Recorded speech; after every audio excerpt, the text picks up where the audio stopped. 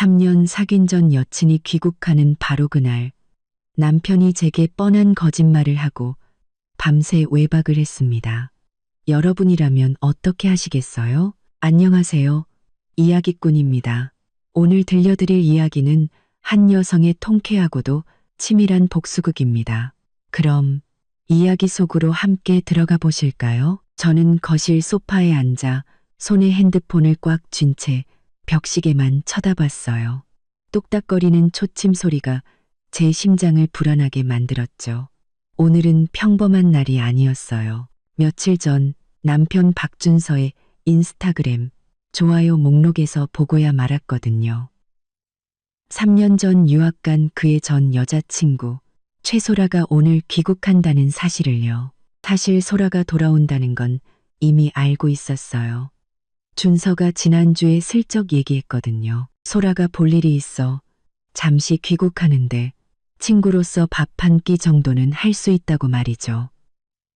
그때는 그냥 그러려니 했는데 막상 당일이 되니 마음이 계속 불안했어요. 저녁 6시 반 준서가 안방에서 나왔어요. 새로 산 짙은 남색 셔츠를 입고 작년에 제가 사준 향수까지 뿌렸더군요. 제가 주방에서 저녁을 데우고 있는데 그가 신발 신는 소리가 들렸어요. 고개를 내밀어 물었죠. 회사 접대라면서요. 왜 그렇게 차려입었어요? 준서는 넥타이를 매며 어색하게 웃었어요. 그 미소. 뭔가 부자연스러웠죠. 아, 오늘 만나는 고객이 아주 중요한 분이라서 단정하게 보여야지. 여보, 당신이 만든 음식이 냄새만 맡아도 맛있겠다. 아쉽지만 난 시간이 없어서 먼저 갈게. 그는 말을 마치자마자 현관으로 향했어요. 제가 길에서 먹으라고 사과 하나를 챙겨 뒤따라 나갔지만 그는 이미 문을 쾅 닫고 사라진 뒤였죠.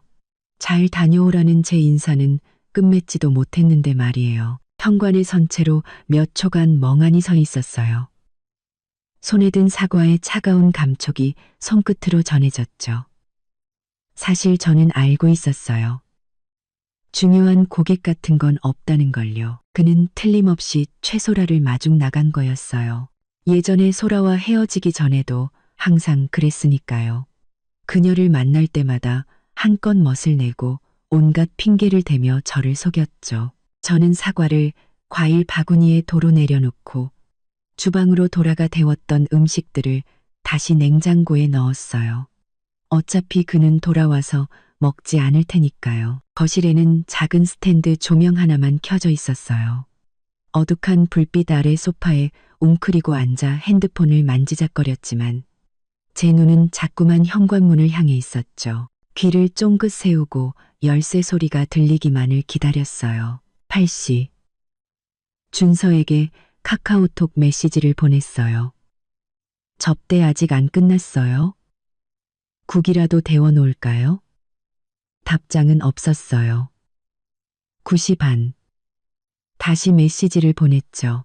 너무 늦었으니 술 많이 마시지 말고 꼭 대리운전 불러서 와요. 안전이 최고니까. 역시 답은 없었어요. 11시. 참지 못하고 전화를 걸었어요. 하지만 수화기 너머에서는 고객님께서 전화를 받을 수 없어 라는 차가운 안내 음성만 흘러나왔죠. 전화를 끊자 마음속에 남아있던 작은 희망마저 차갑게 식어갔어요. 12시. 창밖은 가로등 불빛으로 환했고 간간이 차 지나가는 소리가 들렸어요. 베란다로 나가 아래를 내려다봤지만 주차장엔 준서의 차가 보이지 않았어요. 다시 전화를 걸었지만 이번에도 역시 받지 않았죠. 새벽 1시, 2시, 3시. 시계의 시침은 쉼없이 돌았고 저는 소파에 앉아 기대감에서 초조함으로 그리고 이제는 무감각으로 변해가는 감정을 느꼈어요. 다가룬 단정을 섬독 감정을 느꼈어요.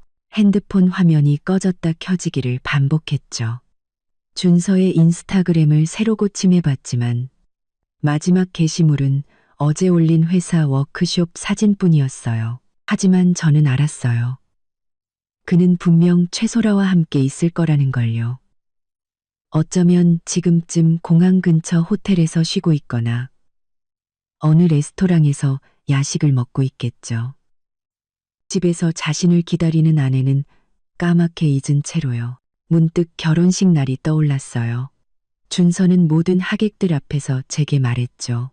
서희야, 평생 너 하나만 사랑할게. 앞으로 무슨 일이 있어도 절대 너 힘들게 하지 않을게. 그때 저는 그 말을 믿었어요. 사랑하는 사람과 결혼했다고 생각했죠. 하지만 지금 돌이켜보니 그저 비웃음만 나올 뿐이었어요. 새벽 4시가 넘어갈 무렵 동이 트기 시작했어요. 창밖이 희미하게 밝아왔죠. 핸드폰을 들어 마지막으로 준서에게 전화를 걸었어요. 이번에는 고객님의 전화기가 꺼져 있어. 라는 안내가 나왔어요. 저는 핸드폰을 내려놓고 침실로 걸어 들어갔어요. 침대 머리맡에 놓인 우리의 웨딩 사진을 봤죠. 사진 속 준서는 다정하게 웃고 있었고 그의 곁에 기댄 제 눈에는 행복이 가득했어요. 하지만 지금 다시 보니 그 사진이 너무나 낯설게 느껴졌어요. 깊게 숨을 들이쉬자 마음속에서 한 목소리가 점점 더 선명해졌어요. 강서희, 이제 그만 자신을 속여. 그는 너를 전혀 신경 쓰지 않아. 창가로 다가가 커튼을 젖혔어요. 서늘한 새벽 공기가 얼굴에 닿자 정신이 번쩍 들었죠. 저는 깨달았어요. 준서가 최소라가 귀국한 날. 접대를 핑계로 밤새 외박을 선택한 그 순간부터 우리 사이에 남아있던 아주 작은 감정마저 완전히 사라져버렸다는 것을요. 저는 몸을 돌려 거실로 나왔어요. 더 이상 굳게 닫힌 현관문을 보지도 돌아오지 않을 그 사람을 기다리지도 않았죠. 이제 제 머릿속에는 단 하나의 생각뿐이었어요. 떠나야 해. 이 집은 더 이상 내가 머무를 가치가 없는 곳이야. 날이 희미하게 밝아올 무렵 복도에서 인기척이 들렸어요. 앞집 김아주머니가 아침장 보러 나가시는 소리였죠. 문이 열리고 닫히는 소리, 아래층 식당에서 튀김 튀기는 소리. 평소에는 익숙했던 이 소리들이 오늘따라 어서 빨리 움직이라고 저를 재촉하는 것만 같았어요. 저는 더 이상 침실의 웨딩 사진도 거실에 있는 준서의 물건들도 쳐다보지 않았어요. 곧장 드레스룸으로 들어가 제 옷장을 열었죠. 먼저 신분증, 가족관계 증명서, 혼인관계 증명서 같은 중요 서류들을 핸드백에 챙겨 넣었어요. 며칠 전부터 따로 모아둬서 찾는 데는 시간이 걸리지 않았죠. 그리고는 평소에 자주 입던 옷 몇 벌을 꺼내 캐리어에 차곡차곡 담았어요. 비싼 옷이나 명품 가방들은 평소에 자주 쓰던 것 두어 걔만 챙기고 나머지는 옷장에 그대로 두었어요. 어차피 다 제 돈으로 산 것들이니 나중에 필요하면 다시 와서 가져가면 되니까요. 지금 가장 중요한 건 이 집을 빨리 떠나는 거였어요. 보석함에는 준서가 준 다이아몬드 반지도 있었고 어머니가 예물로 주신 금팔찌도 있었어요. 저는 금팔찌만 가방에 넣고 다이아 반지는 보석함에 아무렇게나 던져버렸죠. 그가 프러포즈할 때 줬던 물건인데 지금 보니 눈엣가시 같았어요. 그에게 남겨두고 실컷 감상이나 하라고 하죠. 이것저것 챙기니 캐리어가 반쯤 찼어요. 지퍼를 잠그고 침대 가에 앉아 잠시 숨을 골랐죠. 그때 핸드폰이 울렸어요. 친구 지은이었어요. 전화를 받자 그녀의 다급한 목소리가 들려왔어요. 서희야, 어젯밤에 내 얘기 듣고 한숨도 못 잤어. 지금은 어때? 박준서 아직도 안 들어왔어? 저는 자리에서 일어나 창가로 갔어요. 창밖으로 점점 늘어나는 사람들을 보며 차분하게 말했죠. 응, 안 들어왔어. 핸드폰도 꺼놨더라. 방금 짐 다 쌌는데 혹시 괜찮으면 와서 짐 옮기는 것 좀 도와줄 수 있어? 지은이는 망설임 없이 말했어요. 당연하지. 바로 옷 입고 나갈게. 10분이면 너희 아파트 밑에 도착할 거야. 그 인간이랑 마주치지 마. 혹시라도 갑자기 들어오면 일단 어디 숨어 있다가 내가 가면 얘기하자. 저는 피식 웃음이 나왔어요. 마음 한구석이 따뜻해졌죠. 걱정 마. 돌아올 생각이었으면 진작에 왔겠지. 지금 나타날 리 없어. 문 앞에서 기다릴게. 전화를 끊고 마지막으로 집안을 한번 둘러봤어요. 주방 가스는 잠갔고 전기 코드도 대부분 뽑았어요. 거실 등은 끄지 않았어요. 잊어버린 게 아니라 일부러 그런 거였죠. 준서가 돌아왔을 때 불은 켜져 있는데 텅 빈 이 집을 보고 냉랭함이 무엇인지 제대로 느껴보라고요. 캐리어와 핸드백을 들고 현관으로 갔어요. 신발을 갈아 신는데 신발장 위에 놓인 준서의 슬리퍼가 보였죠. 작년에 제가 사준 솜 슬리퍼였는데 이제는 바닥이 다 닳아 있었어요. 저는 그 슬리퍼를 건드리지 않고 그대로 두었어요. 이 집처럼 제 주인이 누구인지는 명확하니까요. 제 것이 아닌 물건은 가져가지도 않고 제 것을 남겨두지도 않을 거예요. 신발을 다 신자마자 문을 두드리는 소리가 들렸어요. 지은이었죠. 그녀는 커다란 천 가방까지 들고 와서는 문을 열자마자 말했어요. 혹시 빠뜨린 거 있을까? 봐, 가방 하나 더 챙겨왔어. 더 가져갈 거 없는지 다시 한번 찾아봐. 그녀는 거실로 들어와 집 안을 휙 둘러보더니 소파 위에 그대로 놓인 쿠션과 식탁 위 과일 바구니를 보고는 미간을 찌푸리며 말했어요. 박준서, 진짜 인간도 아니다. 최소라 돌아오는 거 알면서 밤새 외박을 해. 너랑 싸울 생각도 안 하나 봐? 저는 그녀가 가져온 가방을 받아 현관에 내려놓으며 말했어요. 싸워서 뭐해. 그럴 시간에 빨리 떠나는 게 낫지. 중요한 건 다 챙겼어. 나머지는 나중에 생각하자. 지은이는 제 캐리어 옆으로 와서 손잡이를 잡으며 물었어요. 진짜 결정한 거지. 그 인간이랑 한마디도 안 하고? 저는 고개를 저으며 핸드백을 들었어요. 말해서 뭐해. 내 말이 들렸으면 애초에 이런 일도 없었겠지. 가자. 시간 끌 거 없어. 제 단호한 태도를 본 지은이도 더는 권하지 않고 캐리어를 들고 현관으로 향했어요. 그래, 내 말이 맞아. 그런 쓰레기는 돌아와서 텅 빈 집 보고 정신 차리게 해야 해. 내가 처음부터 박준서 믿을 수 없는 놈이라고 했잖아. 네가 결혼할 때 뜯어말렸는데 지난 일은 이제 그만 얘기해. 저는 그녀의 말을 자르고 문을 열었어요.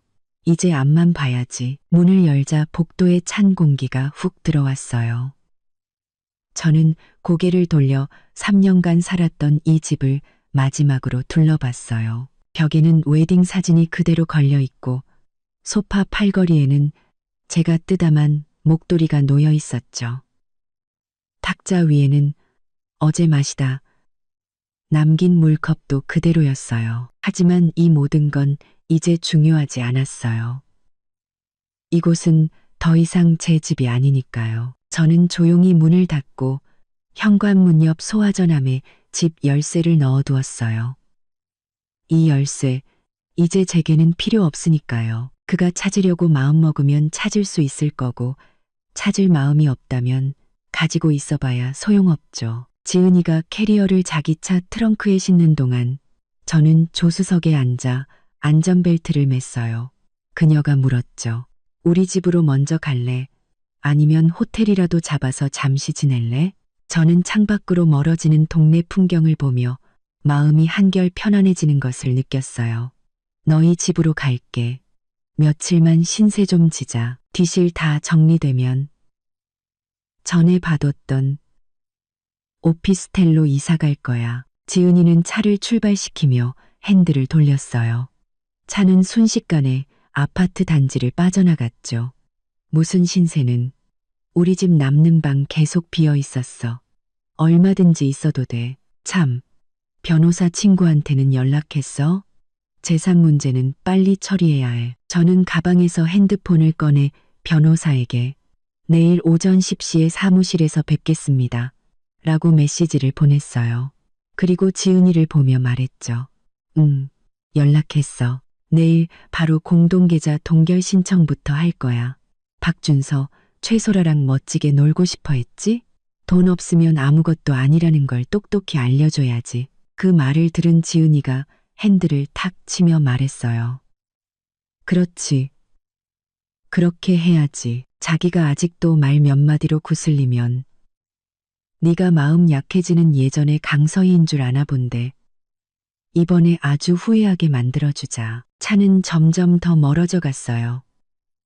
저는 더 이상 우리가 살던 아파트 쪽을 돌아보지 않았죠. 슬프지 않았어요. 오히려 해방감의 마음이 가벼웠죠. 저는 알았어요. 집을 나선 이 순간부터 저는 더 이상 박준서를 중심으로 돌며 그가 돌아오기만을 기다리는 아내가 아니라는 것을요.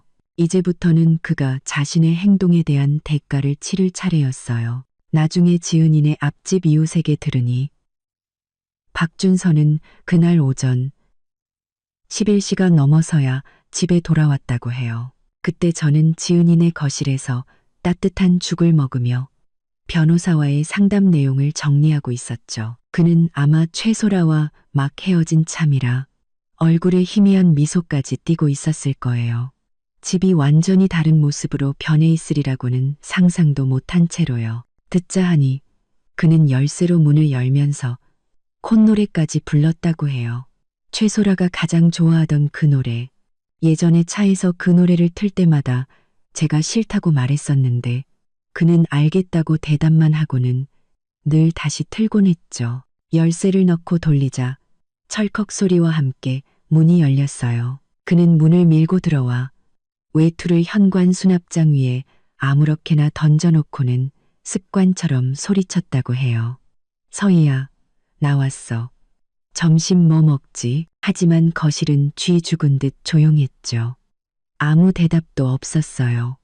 그는 아마 제가 아직도 삐져 있다고 생각했나 봐요. 웃으며 고개를 젓고는 신발을 벗고 거실로 들어섰죠. 소파를 훑어봤지만 아무도 없었고 주방 쪽을 들여다봐도 마찬가지였어요. 주방 문은 열려 있었지만 안은 깨끗했고 냉장고 문도 굳게 닫혀 있었죠. 제가 집을 나설 때와 똑같이요.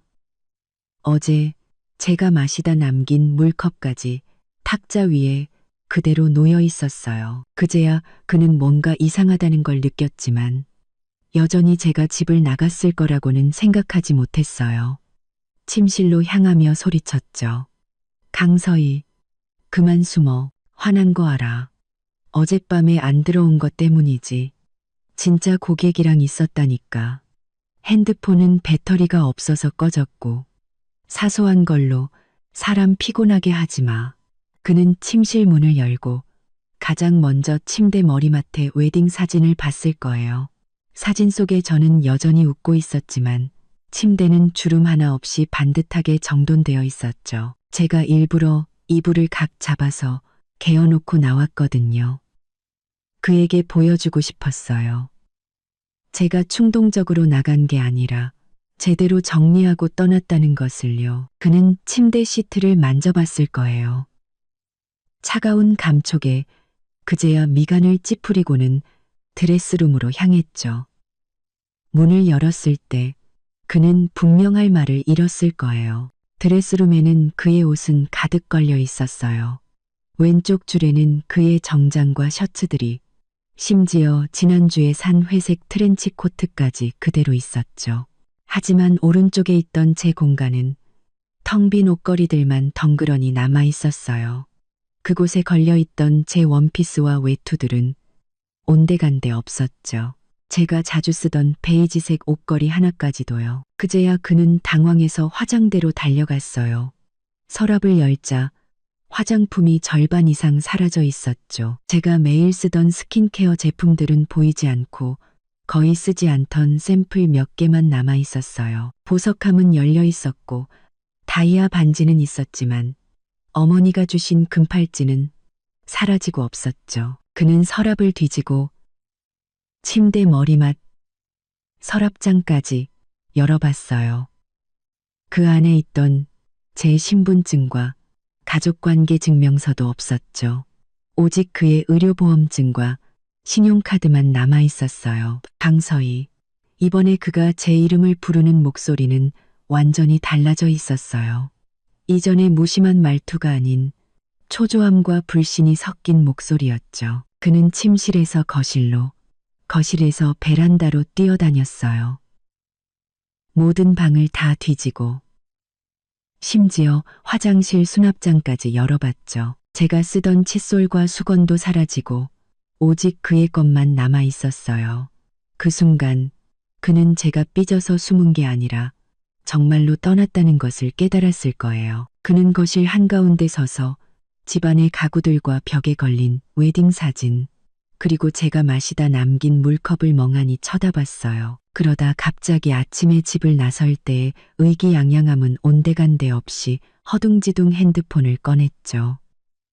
어젯밤에 꺼둔 핸드폰을 최소라와 있느라 켜는 걸 잊었던 모양이에요. 떨리는 손으로 겨우 핸드폰을 켜고 가장 먼저 제게 전화를 걸었겠죠. 하지만 수화기에서는 고객님께서 전화를 받을 수 없어라는 안내 음성만 나왔을 거예요. 그는 끊고 다시 걸었지만 결과는 마찬가지였죠. 그는 다음으로 지은이에게 전화를 걸었어요. 하지만 지은이는 이미 그의 번호를 차단해 놓았죠. 고객님께서 통화 중이오니 라는 안내만 들렸을 겁니다. 그는 초조하게 거실을 맴돌다가 무언가 생각난 듯 주소록을 뒤져 저희 엄마에게 전화하려 했을 거예요. 하지만 화면을 몇 번 두드리다 이내 핸드폰을 내려놓았겠죠. 그 역시 알았을 거예요. 이 일이 엄마 귀에 들어가면 엄마가 당장 쫓아와서 자기를 가만두지 않으리라는 것을요. 그는 현관으로 걸어갔어요.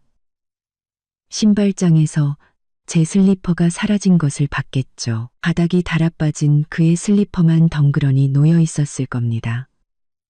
그때 그는 현관문 옆 소화전함이 열려 있고 그 안에 열쇠 하나가 놓여 있는 것을 발견했을 거예요. 그건 제가 남겨둔 집 열쇠였죠. 가져가지도 숨겨두지도 않았어요. 그 열쇠를 보고 똑똑히 깨달으라고요. 제가 다시는 돌아올 생각이 없다는 것을 나중에 지은이가 그러더군요.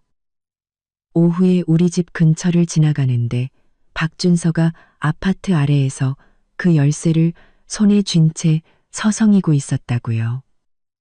근처를 박준서가 아파트 아래에서 그 열쇠를 손에 쥔 채 서성이고 얼굴은 잔뜩 굳어 있었고 마치 길 잃은 파리처럼 안절부절 못하며 연신 전화를 걸고 제자리를 맴돌았다고 해요. 아침에 집을 나설 때 그 의기양양하던 모습과는 완전히 다른 사람이었다고 말이죠. 지은이네 집 객실은 아주 깨끗하게 정돈되어 있었어요. 그녀는 제 캐리어를 벽 한쪽에 놓아주고 옷장에서 새 이불을 꺼내 침대에 깔아주었죠. 이불을 펴면서 그녀가 말했어요. 이거 작년에 새로 산 건데 아직 한 번도 안 쓴 거야. 일단 여기서 지내. 주말에 같이 가구점 가서 내 새 오피스텔에 놓을 가구 좀 보자. 저는 침대가에 앉아 그녀가 건넨 따뜻한 물을 마셨어요. 따뜻한 기운이 목을 타고 내려가자 짐을 옮기느라 쌓였던 피로가 조금 풀렸죠. 그렇게까지 안 해도 돼. 그 오피스텔 풀옵션이라 바로 살아도 괜찮아. 생활용품 몇 가지만 사면 돼. 지은이는 바닥에 앉아 제 캐리어를 정리하다 말고 저를 쳐다보며 말했어요.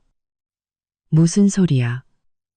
이제 새 출발하는 건데 뭐든 편하고 좋은 걸로 해야지. 박준서랑 3년 동안 살면서 아끼고 살았잖아. 이제는 너 자신한테 좀 투자해야지. 그녀는 잠시 말을 멈췄다가 다시 물었어요. 아, 맞다. 아까 우리 아파트 단지 지나가는데 박준서가 밑에서 서성이고 있더라. 얼굴이 완전 똥 씹은 표정이었어. 마치 누가 돈이라도 떼먹은 것처럼. 너 걔랑 마주치진 않았지? 저는 침대에 기댄 채 창밖에 있는 지은이의 화분을 봤어요. 푸른 잎사귀가 마음을 편안하게 해주었죠. 못 봤어. 변호사 사무실에서 나오자마자 바로 너희 집으로 왔는걸. 걔가 그러고 있는 건 다 자업자득이지. 누굴 탓하겠어. 지은이는 자리에서 일어나 제 옆 의자에 앉았어요. 주머니에서 핸드폰을 꺼내 메모장을 켜며 말했죠. 오는 길에 생각 좀 해봤는데 몇 가지 정리해 줄게. 첫째, 부부 공동계좌 변호사한테 빨리 동결시켜달라고 해. 그 인간이 정신 차리고 돈 빼돌리기 전에. 둘째, 박준서 외도 증거 확실하게 챙겨도 이혼할 때 위자료 더 받을 수 있을 거야. 셋째, 걔 회사에서 뭔가 캥기는 거 있으면 그것도 좀 알아봐. 나중에 그걸로 압박할 수 있으니까. 저는 핸드백에서 검은색 서류 봉투를 꺼내 침대 위에 올려놓고 지은이 쪽으로 밀었어요. 이거 이미 다 준비해놨어. 한번 봐봐. 지은이는 잠시 놀란 표정을 짓더니 서류 봉투를 열었어요.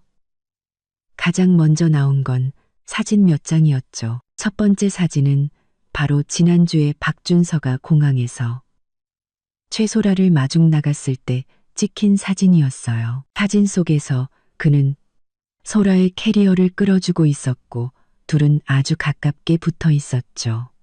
소라는 심지어 그의 팔짱까지 끼고 의기양양하게 웃고 있었어요. 그 뒤로는 둘이 레스토랑에서 식사하는 사진들이었죠. 준서가 소라에게 음식을 집어주는 모습, 그 눈빛의 다정함은 제가 3년간의 결혼 생활 동안 단 한 번도 본 적 없는 것이었어요.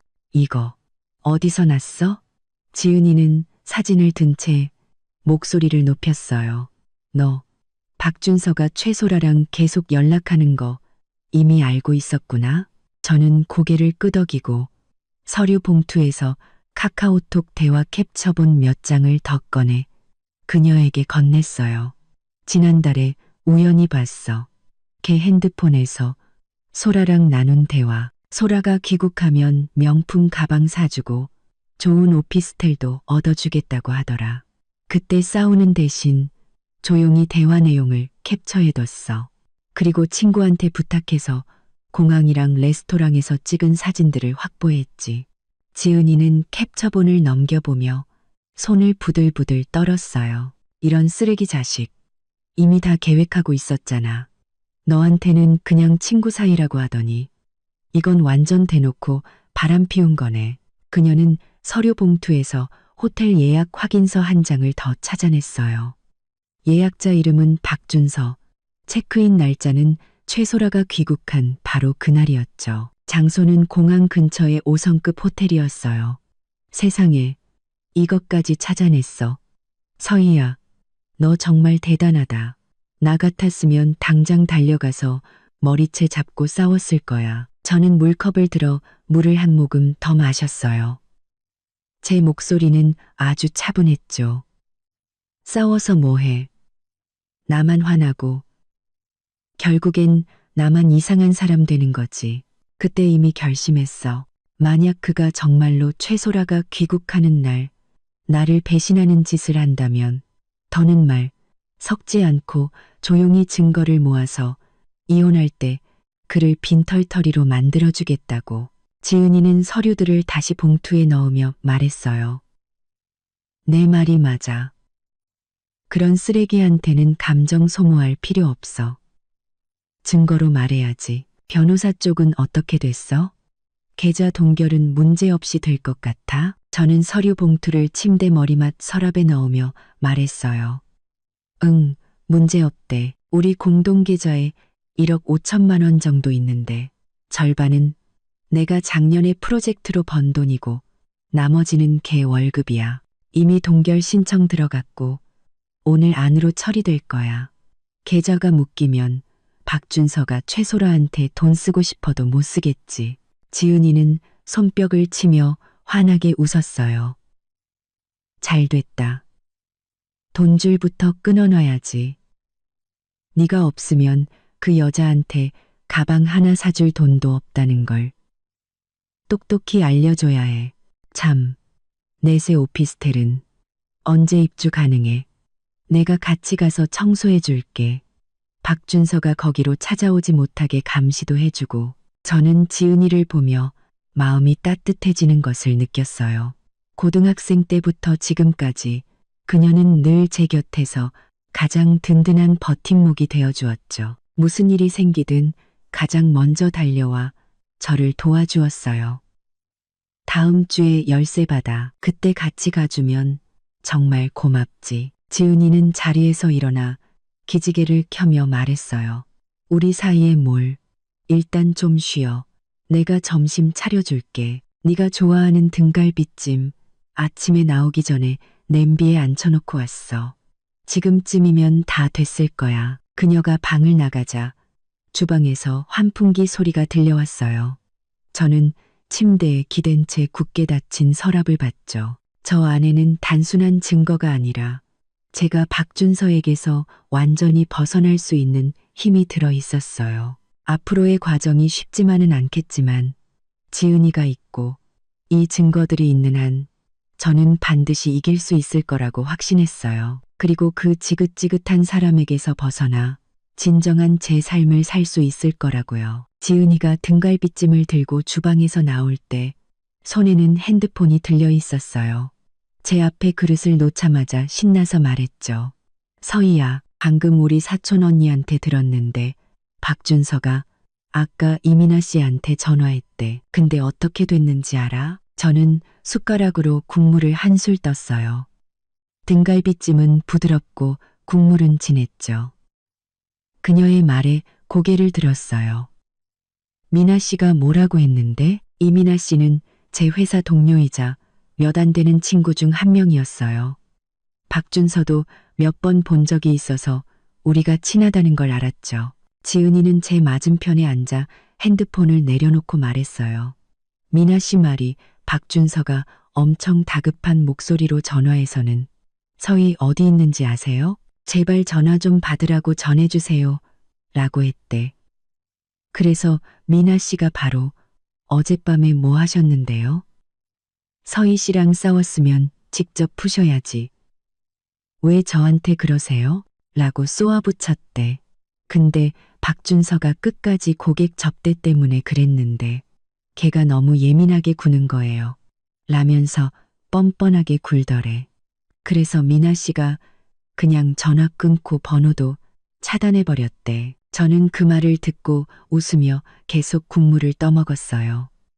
미나 씨도 나처럼 뻔뻔한 사람 제일 싫어하거든. 잘했네. 말이 끝나기 무섭게 지은이의 핸드폰이 다시 울렸어요. 사촌 언니가 보낸 카카오톡 메시지였죠. 그녀는 메시지를 확인하더니 미간을 찌푸리며 말했어요. 더 재미있는 소식이 있어. 박준서가 이민아 씨한테 연락이 안 되니까 이번에는 내 오빠 강민준 씨한테 전화했대. 내 오빠 성격에 가만히 있었겠어? 저희 오빠는 박준서를 원래부터 싫어했어요. 우리가 결혼할 때도 박준서 저놈 너무 가벼워 보여. 너 나중에 고생한다라고 했었죠. 결국 오빠 말이 맞았던 거예요. 저는 숟가락을 내려놓고 물었어요. 오빠가 뭐라고 했는데? 언니 말이 내 오빠가 전화를 받자마자 박준서가 말할 틈도 안 주고 소리부터 질렀대. 이 나쁜 놈아. 내 동생이 너 때문에 3년 동안 얼마나 고생했는데. 이제 와서 무슨 낯짝으로 찾아. 양심이 있으면 다시는 연락하지 마. 그러고 바로 전화를 끊어버렸대. 그리고 언니한테 만약 박준서가 또 전화하면 바로 경찰에 신고할 거라고 했다더라. 지은이는 말하면서 웃음을 참지 못했어요. 내 오빠 성격 진짜 화끈하다. 속이 다 시원하네. 저도 마음이 든든해졌어요. 오빠는 평소에 말수가 적었지만 늘 저를 챙겨주었거든요. 지은이가 말을 이었어요. 그뿐만이 아니야. 박준서 아까 내 회사에도 찾아갔었대. 근데 안내데스크에서 네가 지난주에 이미 휴가 내서 이번 주까지 출근 안 한다고 하니까. 회사 로비에서 한참 서성이다가 사무실까지 들어가려고 했나 봐. 결국 보안 요원한테 제지당하고 쫓겨났대. 저는 그릇을 들고 남은 국물을 마셨어요. 마음은 평온했죠. 저는 지난주에 미리 휴가를 내놨었어요. 하나는 이 기간 동안 박준서와의 일을 정리하기 위해서였고, 또 하나는 그가 회사로 찾아와 소란을 피울까봐 걱정됐기 때문이었죠. 지금 보니 정말 잘한 결정이었어요. 오후에 저는 객실 침대에 누워 서류를 보고 있었어요. 지은이가 씻은 과일을 들고 들어와 침대 가에 앉으며 말했죠. 서희야, 방금 우리 동창 장우진한테 연락해봤는데 박준서가 걔한테도 전화했었대. 너랑 연락된 적 있냐고 물어봤다더라. 우진이가 없다고 하니까 박준서가 포기하지 않고 네가 자주 가는 곳이라도 아냐고 물었대. 그래서 우진이가 나 서희랑 연락 안 한 지 오래됐어. 내 아내는 네가 직접 찾아라고 하고 끊어버렸대. 저는 서류를 내려놓고 사과를 한 입 베어 물었어요. 이제 사람을 못 찾으니까 아무데나 찔러보는구나. 예전에는 내가 어디 가는지 말해줘도 관심도 없더니 이제 와서 나를 찾아? 늦었지. 지은이는 한숨을 쉬었어요. 걔가 널 찾고 싶겠어? 네가 진짜로 떠나버려서 밥 해줄 사람, 집안일 해줄 사람, 공짜 가정부가 없어져서 불안한 거지. 너한테 전화할 때 자기가 뭘 잘못했는지 한마디라도 하디? 안 했잖아. 계속 네가 예민하다고만 하지. 그때 제 핸드폰이 울렸어요. 엄마가 보낸 카카오톡 메시지였죠.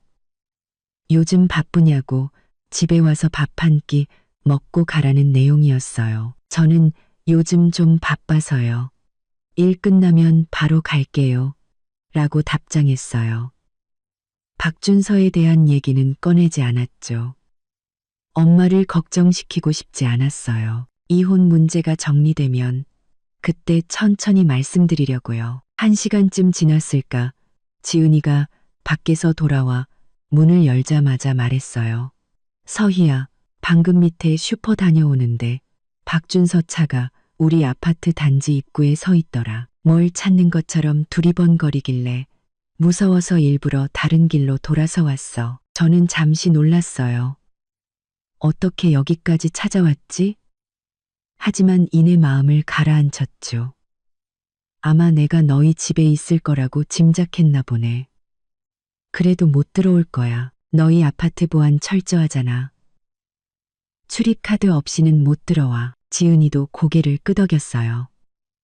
그렇긴 하지. 우리 아파트는 카드 찍어야 들어올 수 있고 방문객은 무조건 신원 확인해야 하니까. 만약 나 찾아왔다고 하면 내가 모르는 사람이라고 해버리면 그만이지. 그녀는 잠시 말을 멈추더니 덧붙였어요. 근데 진짜 초조해 보이긴 하더라. 단지 입구에서 왔다 갔다 하면서 계속 핸드폰만 쳐다보고 아마 너한테 계속 전화하고 메시지 보내고 있나 봐. 물론 연락은 안 되겠지만 저는 핸드폰을 들어 카카오톡을 확인했어요. 역시나 박준서가 보낸 메시지 옆에는 빨간색 느낌표가 떠 있었죠. 제가 어제 이미 그의 번호를 차단했으니까요. 그가 지금 보내는 메시지는 수신 거부로만 표시될 거예요.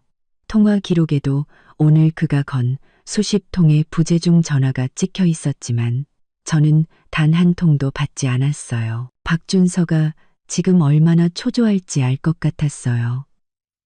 하지만 그가 초조해하는 이유는 저를 잃어서가 아니었어요. 제가 제공하던 안정적인 삶, 밥을 해주고 집을 치워주고 필요할 때 체면을 세워주던 아내를 잃었기 때문이었죠. 그가 신경 쓰지 않아도 알아서 집안을 완벽하게 관리해주던 사람을 잃었기 때문이었어요. 저녁에는 오빠에게서 전화가 왔어요. 박준서가 오후에 또 전화를 걸었다고요. 이번에는 목소리가 좀 부드러워졌다고 해요. 제가 잘못했어요. 서희랑 진지하게 얘기하고 싶어요. 라고 했대요. 오빠는 단호하게 말했죠. 네가 뭘 잘못했어. 사람 잘못 본 내 동생이 잘못이지.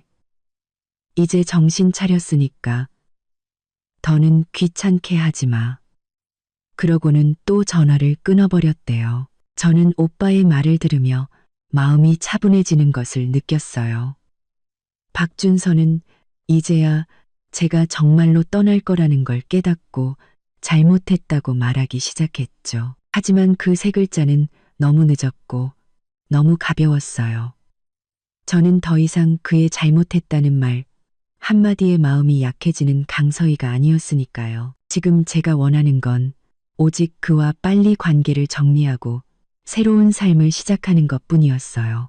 박준서는 여전히 저를 찾아 헤매고 사방에서 문전박대를 당하고 있었죠. 그는 아마 아직도 깨닫지 못했을 거예요. 한번 잃어버린 것은 다시는 되찾을 수 없다는 것을요. 오후 3시쯤 제 핸드폰이 울렸어요. 변호사였죠. 전화를 받자 변호사의 또렷한 목소리가 들려왔어요. 강서희 씨, 좋은 소식입니다.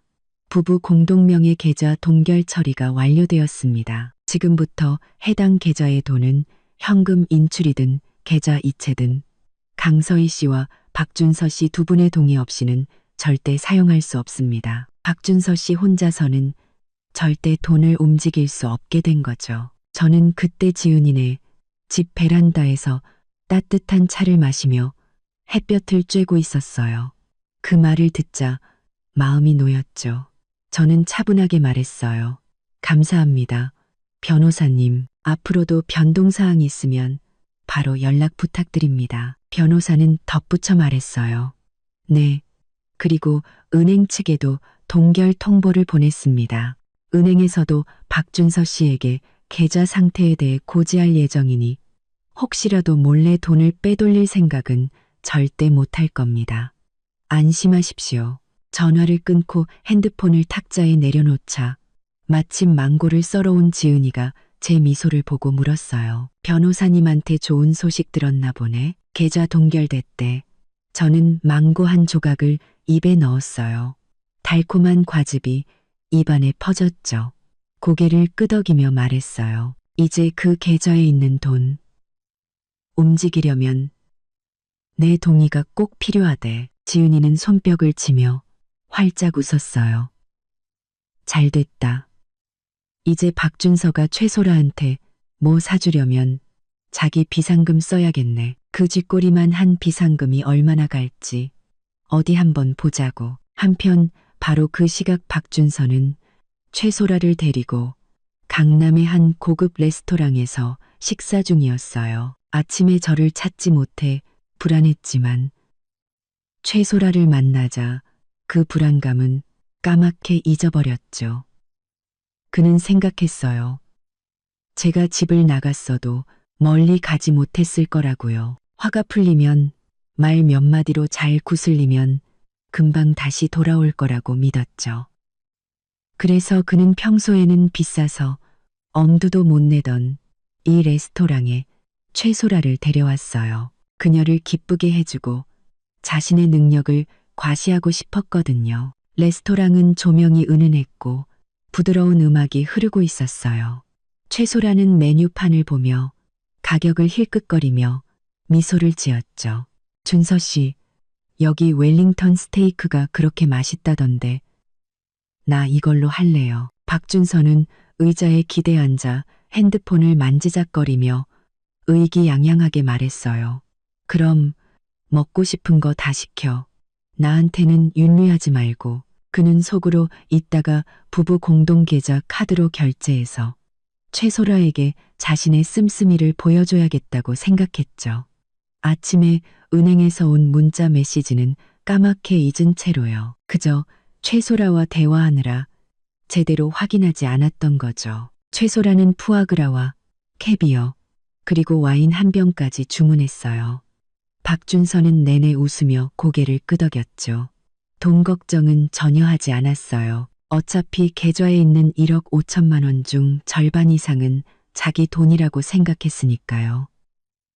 그중 일부를 최소라에게 쓰는 건 아무것도 아니라고 여겼죠. 음식을 기다리는 동안 최소라는 박준서의 팔짱을 끼고 애교를 부렸어요. 준서 씨, 어제 귀국할 때 옷을 별로 못 챙겨와서요. 이따가 오후에 같이 쇼핑 가주면 안 돼요? 에르메스 가방 봐둔 게 있는데 준서 씨랑 같이 사고 싶어서 기다렸단 말이에요. 박준서는 그녀의 손을 토닥이며 자신만만하게 말했어요. 당연하지. 밥 먹고 바로 가자. 네가 원하는 건 뭐든지 다 사줄게. 그는 자신이 돈도 있고 시간도 있으니 최소라를 기쁘게 하는 건 식은 죽 먹기라고 생각했어요. 곧 닥쳐올 재앙은 꿈에도 모른 채로요. 식사가 끝나고 직원이 계산서를 가져왔어요. 손님, 총 68만 원입니다. 카드로 하시겠어요? 아니면 현금으로 하시겠어요? 카드로 하시겠어요? 박준서는 지갑에서 부부 공동계좌 은행카드를 꺼내 직원에게 건넸어요.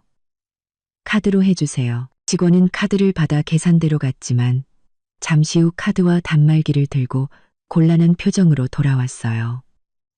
손님, 죄송하지만 이 카드는 사용이 불가능합니다. 계좌가 동결되었다는 안내가 뜹니다. 다른 카드로 결제해 주시겠어요? 박준서의 얼굴에서 미소가 싹 사라졌어요. 그는 미간을 찌푸리며 카드를 받아들고 믿을 수 없다는 듯 말했죠. 동결이라고요? 그럴 리가 없는데 오늘 아침에도 이 카드로 현금 뽑았어요.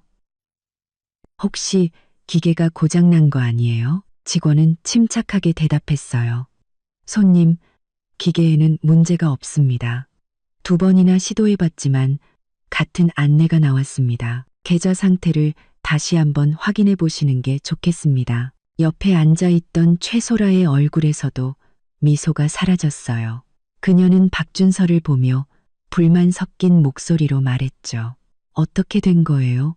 왜 계좌가 동결돼요? 박준서는 당황해서 급히 핸드폰을 꺼내 은행 앱에 로그인했어요. 화면에는 선명하게 계좌 동결이라고 쓰여 있었죠. 해제를 원하시면 관련 서류를 지참하여 가까운 영업점을 방문해 주십시오. 그제야 그는 아침에 받았던 은행 문자 메시지가 생각나 급히 확인했어요. 그때 메시지에는 이렇게 적혀 있었죠.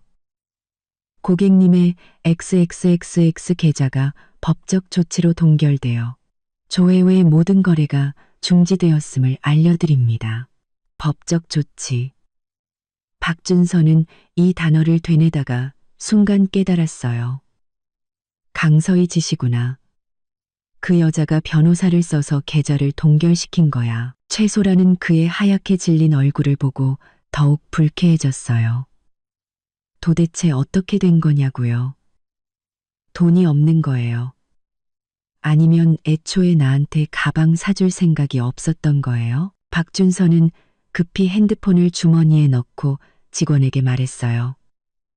그럼 휴대폰 결제로 할게요. 그는 카카오페이를 켰지만 잔액 부족이라는 알림만 떴죠. 평소 월급을 모두 공동계좌에 넣어뒀기 때문에 그의 비상금은 몇십만 원에 불과했어요. 방금 먹은 음식값으로는 턱없이 부족했죠. 그는 급히 다른 결제 앱을 켰지만 잔액은 역시나 몇만 원뿐이었어요. 그의 얼굴은 목덜미부터 귀까지 새빨갛게 달아올랐어요.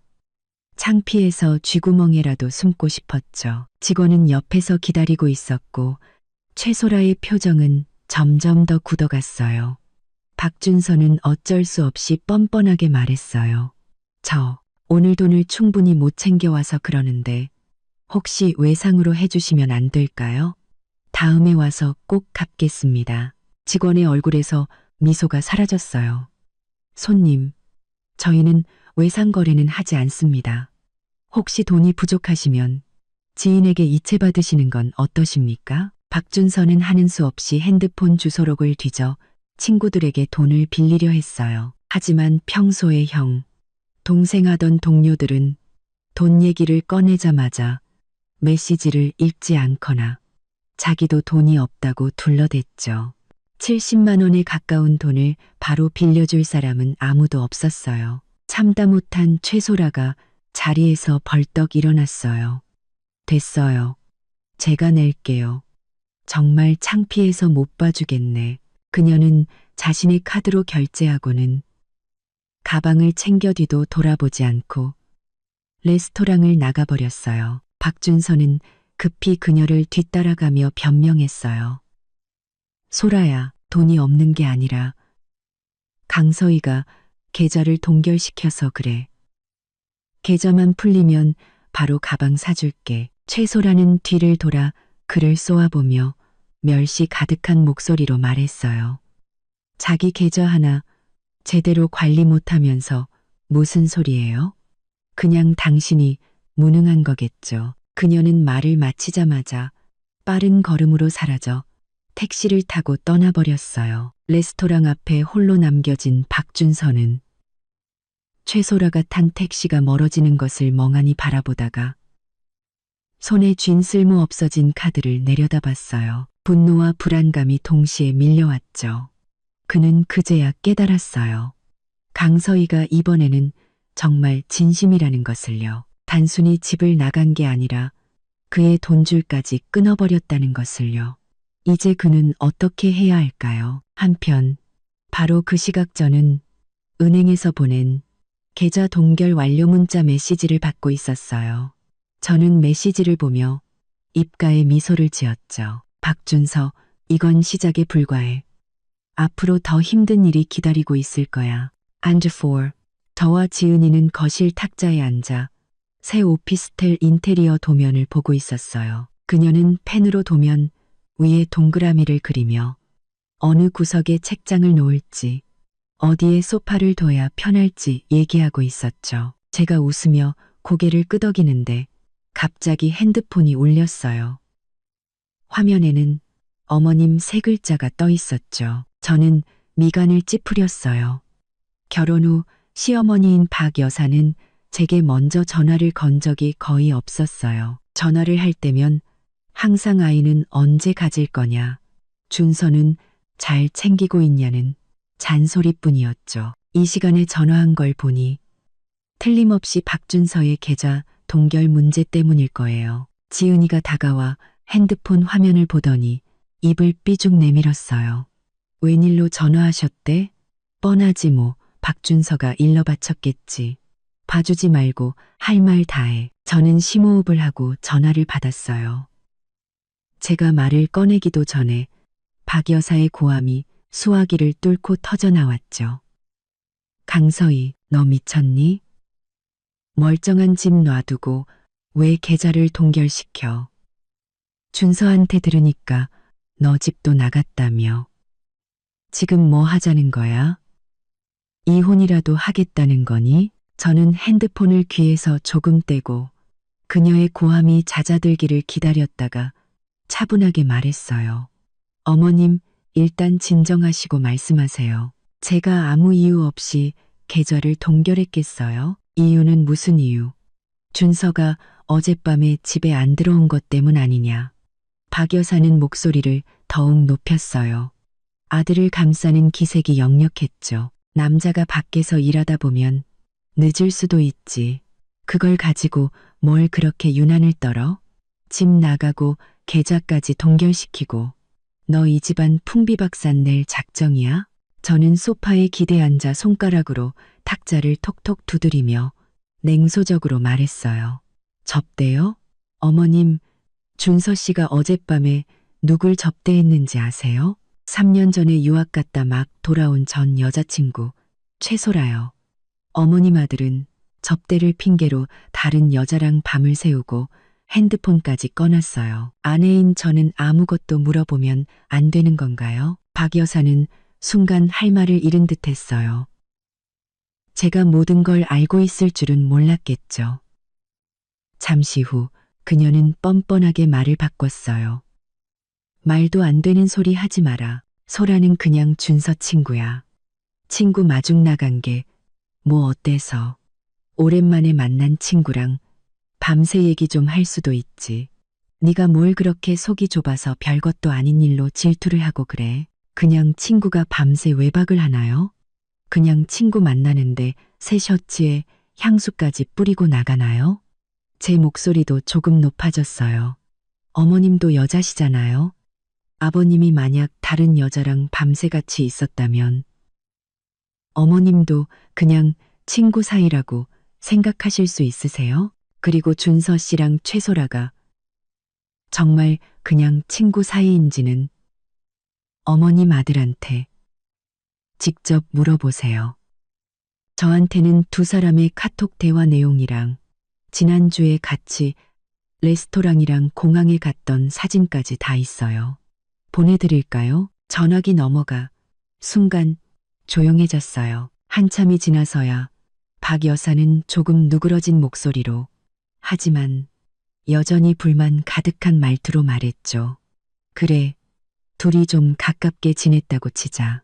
그건 준서가 잘못한 거지. 할 말이 있으면 걔한테 해야지. 왜 계좌를 동결시켜. 그 돈에는 준서 돈도 절반이나 있는데 네가 무슨 자격으로 혼자 결정해. 제 돈이 절반 들어있으니까요. 제가 그의 법적 아내니까요. 그리고 그가 혼인 중에 외도를 저질렀으니까요. 저는 단호하게 말했어요. 계좌 동결 풀고 싶으시면 준서 씨더러 저랑 이혼 서류에 도장 찍으라고 하세요. 합의 이혼하면 그 사람 몫의 돈은 한 푼도 안 떼고 다 줄게요. 하지만 합의를 못하면 이 계좌는 계속 묶여 있을 거예요. 아무도 못 써요. 박 여사는 다시 흥분해서 소리쳤어요. 강서희, 너 너무하는 거 아니니? 이혼이 무슨 애들 장난인 줄 알아? 이 소문 퍼지면 우리 집안 체면이 뭐가 되겠어. 그리고 너 이혼하고 그 많은 돈 혼자 갖고 있으면 뭐 할 건데. 그냥 어서 집에 들어와서 준서랑 잘 살아. 내가 걔더러 너한테 사과하라고 할게. 응? 사과요? 저는 헛웃음이 나왔어요. 어머님, 사과로 모든 게 해결됐으면 이 세상에 이혼하는 사람은 없었을 거예요. 준서 씨가 진심으로 미안했다면 최소라가 귀국한 날 밤을 새우지도 않았을 거고 지금까지 저한테 거짓말을 하지도 않았겠죠. 그리고 제가 이혼하고 어떻게 살지는 어머님께서 걱정 안 하셔도 돼요. 제 힘으로 돈 벌고 잘 살 수 있으니까요. 준서 씨 옆에서 마음고생하는 것보다 훨씬 낫죠. 저는 잠시 말을 멈췄다가 덧붙였어요. 아, 그리고 어머님, 정말로 준서 씨를 위하신다면 더는 저를 찾아다니지 말라고 전해주세요. 친척들 시켜서 제 행방 묻는 것도 그만하라고 하시고요. 제가 원하는 건 오직 이혼뿐이에요. 만약 계속 저를 귀찮게 하면 그 사람 외도 증거들을 전부 회사에 뿌려버릴 거예요. 그렇게 되면 그 사람뿐만 아니라 집안 전체가 망신당하는 거겠죠. 안 그런가요? 그 말을 하자 박 여사는 완전히 할 말을 잃었어요. 전화기 너머에서는 그녀의 거친 숨소리만 들려왔죠. 반분쯤 지났을까 그녀는 기분 나쁜 목소리로 말했어요. 그래, 잘났다. 내 맘대로 해. 난 이제 너희들 일에 신경 안 쓸란다. 그러고는 쾅 하고 전화를 끊어버렸어요. 제가 핸드폰을 내려놓자 지은이가 다가와 엄지를 치켜세웠어요. 서희야, 너 진짜 멋있다. 시어머니를 아주 말 한마디 못하게 만드네. 처음에는 그렇게 기세등등하시더니 나중에는 깨갱하시더라. 저는 물컵을 들어 물을 마셨어요. 마음은 평온했죠. 저렇게 자기 아들만 감싸고도는 시어머니한테는 강하게 나가야 해. 내가 약하게 보이면 더 만만하게 보고 달려들거든. 지은이는 고개를 끄덕이며 다시 인테리어 도면을 들었어요. 맞아. 다음에 또 전화 오면 그냥 받지 마. 이제 제일 중요한 건 새 오피스텔 꾸미고 박준서랑 빨리 이혼해서 새 출발하는 거야. 그날 오후 저와 지은이가 거실에서 새 오피스텔에 필요한 가구 목록을 정리하고 있을 때였어요. 갑자기 현관문에서 쿵쿵쿵 하는 소리가 들렸죠. 가볍지도 무겁지도 않은, 하지만 어딘가 다급함이 묻어나는 노크 소리였어요. 지은이는 펜을 내려놓고 미간을 찌푸리며 일어났어요. 누구지? 나 약속 없는데. 그녀는 현관으로 다가가 인터폰 화면을 확인하더니 얼굴이 순식간에 굳어졌어요. 저를 돌아보며 작은 목소리로 말했죠. 박준서야. 어떻게 여기까지 찾아왔지? 제 손에 들려있던 펜이 멈칫했어요. 저도 조금 놀랐죠. 지은이네 아파트는 보안이 철저해서 출입카드가 없으면 들어올 수 없었거든요. 아마 경비실에서 한참을 사정했거나 다른 핑계를 대고 들어왔을 거예요. 하지만 저는 이내 마음을 다잡고 지은이에게 말했어요. 문 열어줘. 피할 수 없는 일이야. 이참에 확실하게 끝을 내자. 지은이는 걱정스러운 표정으로 말했어요. 만약 제가 여기서 행패 부리면 어떡해? 일단 오빠한테 전화해서 오라고 할까? 괜찮아. 저는 고개를 젓고 목록을 접어 탁자 위에 올려놓았어요. 지금 걔가 행패 부릴 처지가 아닐걸. 그냥 문 열어줘. 지은이는 고개를 끄덕이고 문을 열었어요. 문이 열리자마자 박준서가 비집고 들어왔죠. 그는 구겨진 셔츠에 헝클어진 머리를 하고 있었고 눈 밑에는 검은 다크서클이 내려와 있었어요. 예전에 그 자신만만하던 모습은 온데간데 없었죠. 그는 들어오자마자 제게 시선을 고정하고는 비굴한 목소리로 말했어요. 서희야, 드디어 찾았네. 며칠 동안 어디 있었어? 내가 너 얼마나 찾아다녔는데 걱정돼 죽는 줄 알았어. 지은이는 옆으로 비켜서며 못마땅한 표정으로 말했어요. 박준서, 너 여기 무슨 낯짝으로 왔어? 서희가 너 때문에 받은 상처도 모자라? 박준서는 지은이를 무시하고 제 앞으로 다가와 팔을 잡으려 했어요. 저는 한 걸음 뒤로 물러나 그의 손을 피했죠. 그의 손이 허공에서 멈칫했어요. 얼굴에 떠있던 비굴한 미소도 조금 옅어졌지만 그는 계속해서 말했어요. 서희야, 내가 잘못했어. 소라가 귀국한 날 걔랑 너무 오래 있었던 거. 핸드폰 꺼놓고 너 걱정시킨 거. 그래서 네가 화나서 집 나간 거. 다 내 잘못이야. 제발 화 풀어. 응? 우리 집에 가자. 집은 그대로야. 네가 원하는 대로 다 해줄게. 저는 그를 쳐다봤어요. 마음속에는 아무런 감정도 잃지 않았죠. 오히려 우스웠어요. 집. 어느 집? 당신이 다른 여자랑 밤새 외박하고 나를 없는 사람 취급하는 그 집? 박준서는 다급하게 변명했어요. 아니야, 서희야. 나 소라랑 정말 아무 사이 아니야. 그날은 걔가 막 귀국해서 짐이 많길래 호텔까지 데려다 준 거고 옛날 얘기하다 보니까 시간이 너무 늦어져서 그런 거야. 핸드폰은 진짜 배터리가 없어서 꺼졌고 정말 네가 생각하는 그런 거 아니야. 실수로 늦어졌다고? 밤을 새울 때까지? 저는 핸드백에서 미리 준비해둔 사진들을 꺼내 탁자 위에 뿌렸어요.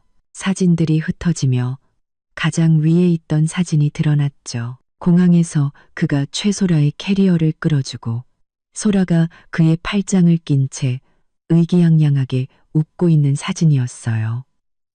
이것도 그냥 친구 사이에 할 수 있는 행동이야? 박준서의 시선이 사진에 닿자 그의 얼굴이 새하얗게 질렸어요. 그가 사진을 집으려 하자 저는 발로 사진을 밟아막았죠. 그리고 이것도 저는 가방에서 다른 사진을 꺼냈어요. 그가 최소라와 레스토랑에서 식사하는 사진이었죠. 사진 속에서 그는 소라에게 음식을 집어주고 있었고 그 눈빛은 제가 3년의 결혼 생활 동안 단 한 번도 본 적 없는 다정함으로 가득했어요. 나한테는 고객 접대하러 간다고 해놓고 최소라랑은 촛불 켜놓고 저녁 식사를 해. 박준서, 네가 나를 바보로 알아? 박준서는 할 말을 잃고 손을 내렸어요. 그는 다급하게 말했죠. 서희야, 그 사진들은 다 오해야. 각도 때문에 그렇게 보이는 거라고. 나 소라랑 정말 아무 사이 아니야.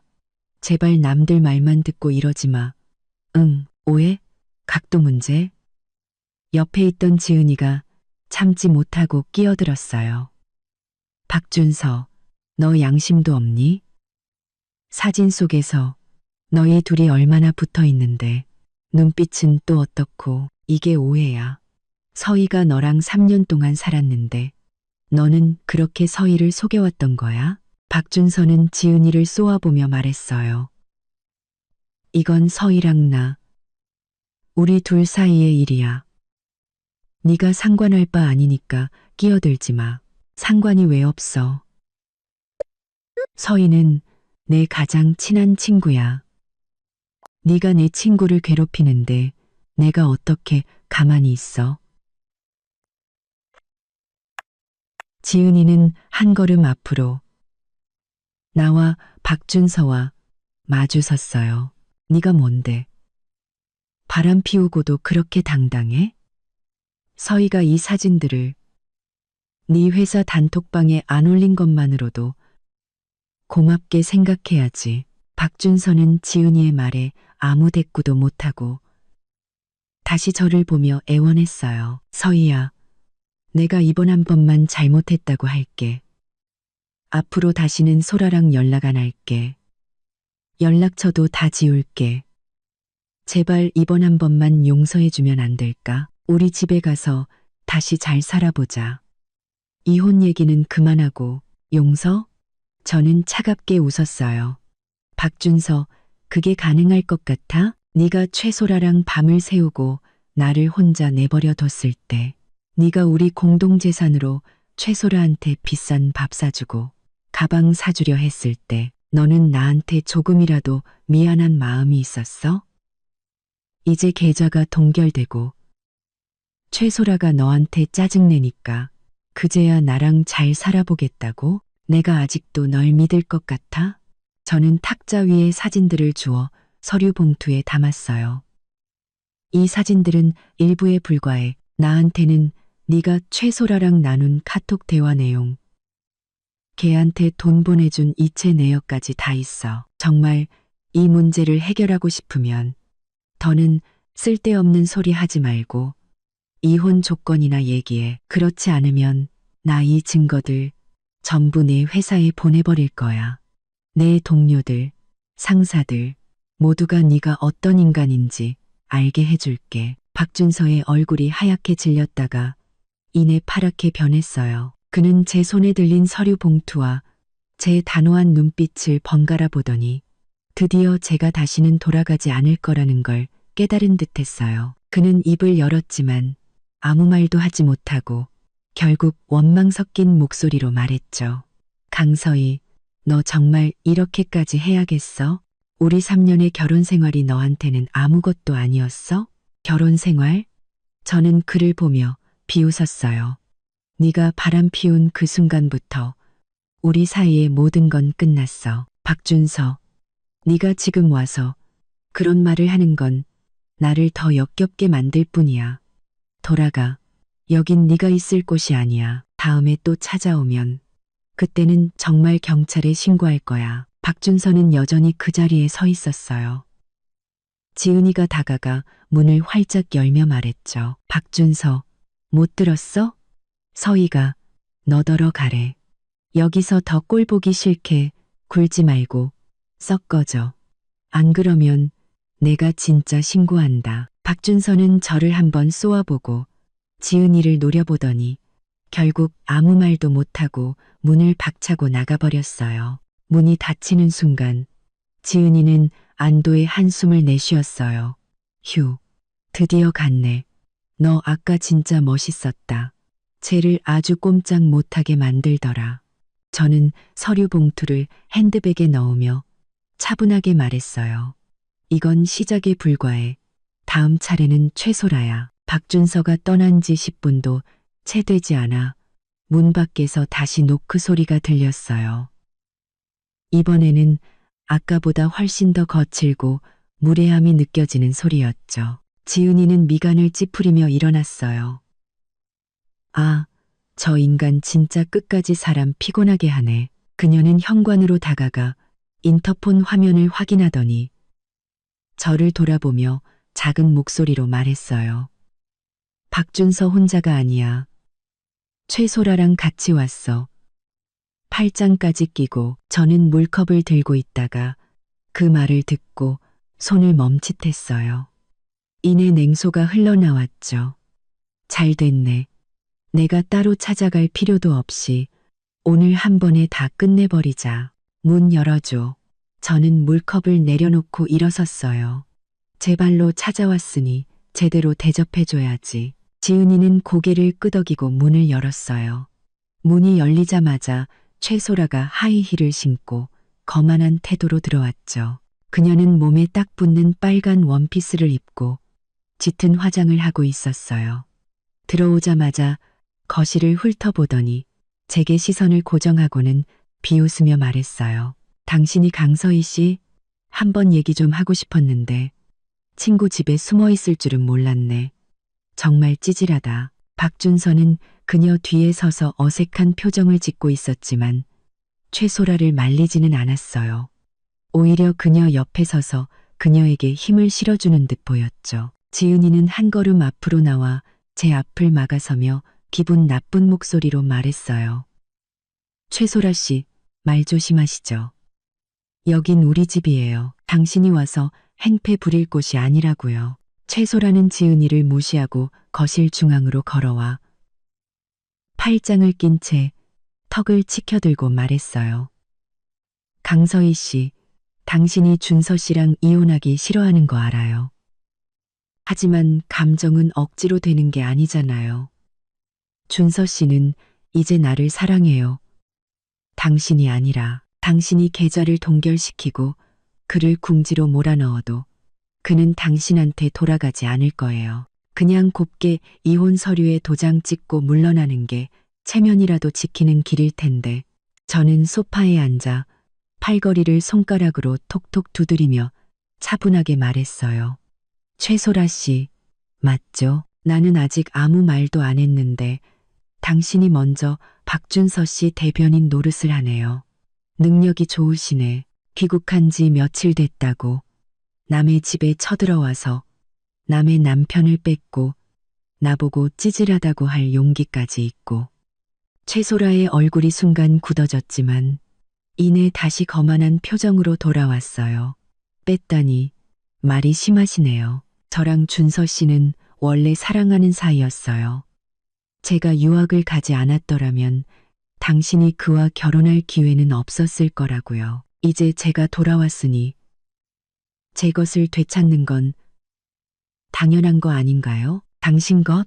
저는 웃으며 핸드백에서 인쇄물 한 장을 꺼내 그녀 앞 탁자 위에 던졌어요.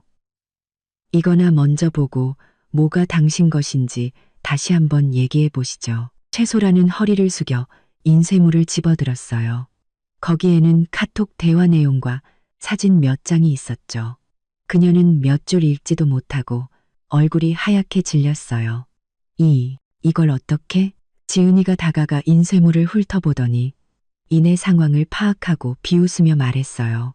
어머나, 최소라 씨, 예전에도 남의 남편 뺏는 짓을 하셨었네? 그것도 모자라서 그 부인을 자살 직전까지 몰고 가고 결국 회사에서도 잘리셨다고? 그래서 유학 핑계대고 도망치셨구나. 저는 이미 친구를 통해 최소라의 과거를 다 조사해 두었어요. 3년 전 그녀는 한 무역회사에서 유부남 부장과 부적절한 관계를 맺었어요. 부장의 아내가 그 사실을 알고 회사로 찾아와 난리를 쳤을 때 최소라는 반성하기는커녕 오히려 그 아내에게 남편 간수도 못한다고 비웃었죠. 결국 충격을 받은 아내는 병원에 입원했고 회사는 소문을 잠재우기 위해 최소라를 해고했어요. 그녀는 더 이상 그곳에 얼굴을 들고 다닐 수 없게 되자 유학을 핑계로 해외로 도피했던 거였죠.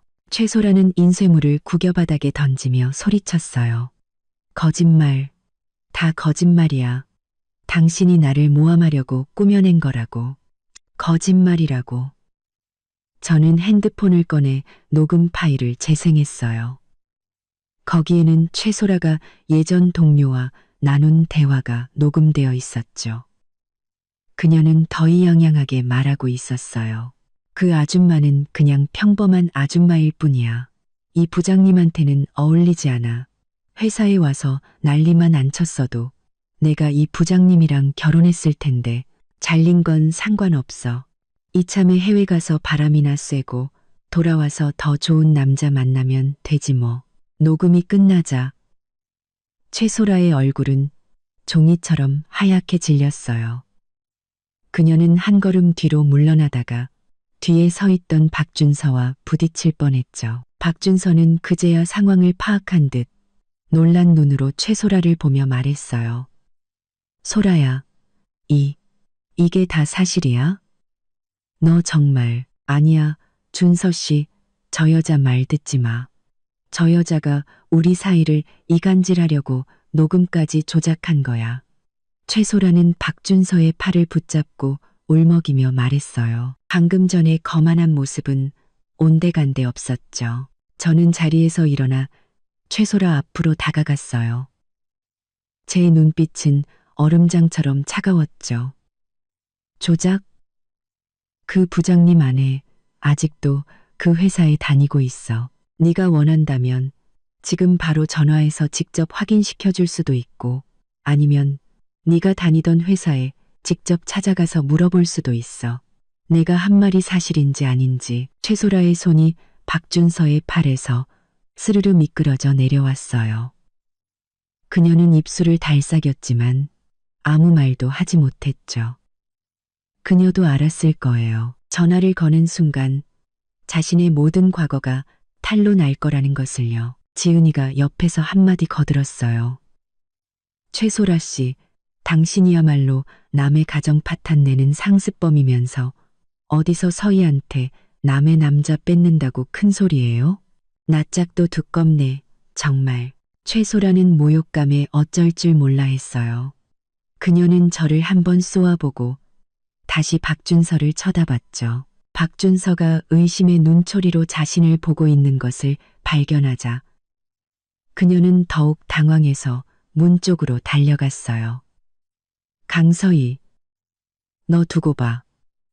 내가 이대로 가만히 있을 줄 알아? 박준서는 잠시 멍하니 있다가 급히 그녀를 뒤쫓았어요. 소라야, 기다려. 그는 문가에 멈춰서서 저를 원망스럽게 쳐다봤지만 아무 말도 못하고 최소라를 따라 나가버렸어요. 문이 쾅 하고 닫히자 지은이는 웃음을 터뜨렸어요. 하하하, 제 꼴 좀 봐. 방금 전까지 기세등등하더니 과거 들통나니까 꼬리 내리고 도망가네. 진짜 웃긴다. 저는 탁자 옆으로 가서 바닥에 떨어진 종이 뭉치를 주워 쓰레기통에 버렸어요. 쟤는 저게 다야. 허세 부릴 줄만 알지. 진짜 강적 만나면 바로 꼬리 내리거든. 지은이가 다가와 제 어깨를 두드리며 말했어요. 그래도 네가 정말 대단하다. 미리 다 조사해두고 오늘 제대로 한 방 먹였네. 속이 다 시원하다. 근데 박준서, 아까 최소라 보는 눈빛이 좀 이상하던데 둘이 조만간 싸우겠는데. 저는 고개를 끄덕였어요. 최소라의 좋은 날은 이제 끝났다는 것을. 그리고 박준서의 진짜 고생은 이제부터 시작이라는 것을 저는 이미 알고 있었으니까요. 최소라와 박준서가 떠난 후 지은이는 탁자를 정리하며 말했어요. 박준서, 이제 최소라의 과거를 알았으니 둘이 싸우지 않을까? 아까 그 눈빛, 완전히 신뢰를 잃은 눈빛이었는데 저는 소파에 앉아 노트북을 켜고 키보드를 두드리며 고개도 들지 않고 말했어요. 싸우든 말든 그건 걔네들 사정이고 내가 지금 해야 할 일은 박준서가 자기 행동에 대한 대가를 치르게 하는 거야. 바람 피운 것뿐만 아니라 회사에서 저지른 비리까지도. 지은이가 다가와 노트북 화면을 보았어요. 거기에는 제가 정리해둔 파일들이 있었죠. 그녀는 놀라서 물었어요. 너 정말 걔 회사 비리 증거들을 회사에 보낼 거야? 그거 보내면 박준서 회사에서 잘릴 수도 있어. 저는 키보드에서 손을 떼고 그녀를 쳐다봤어요. 걔가 그런 짓을 할 때 회사에서 잘릴 거라는 생각은 안 했을까? 작년에 출장비 허위로 청구해서 최소라랑 밥 먹은 돈까지 회사에 떠넘기고 지난달에는 경쟁사의 회사 고객 정보 몰래 팔아넘겨서 뒷돈까지 챙겼잖아. 다 걔가 자초한 일이야. 내가 시킨 게 아니라고.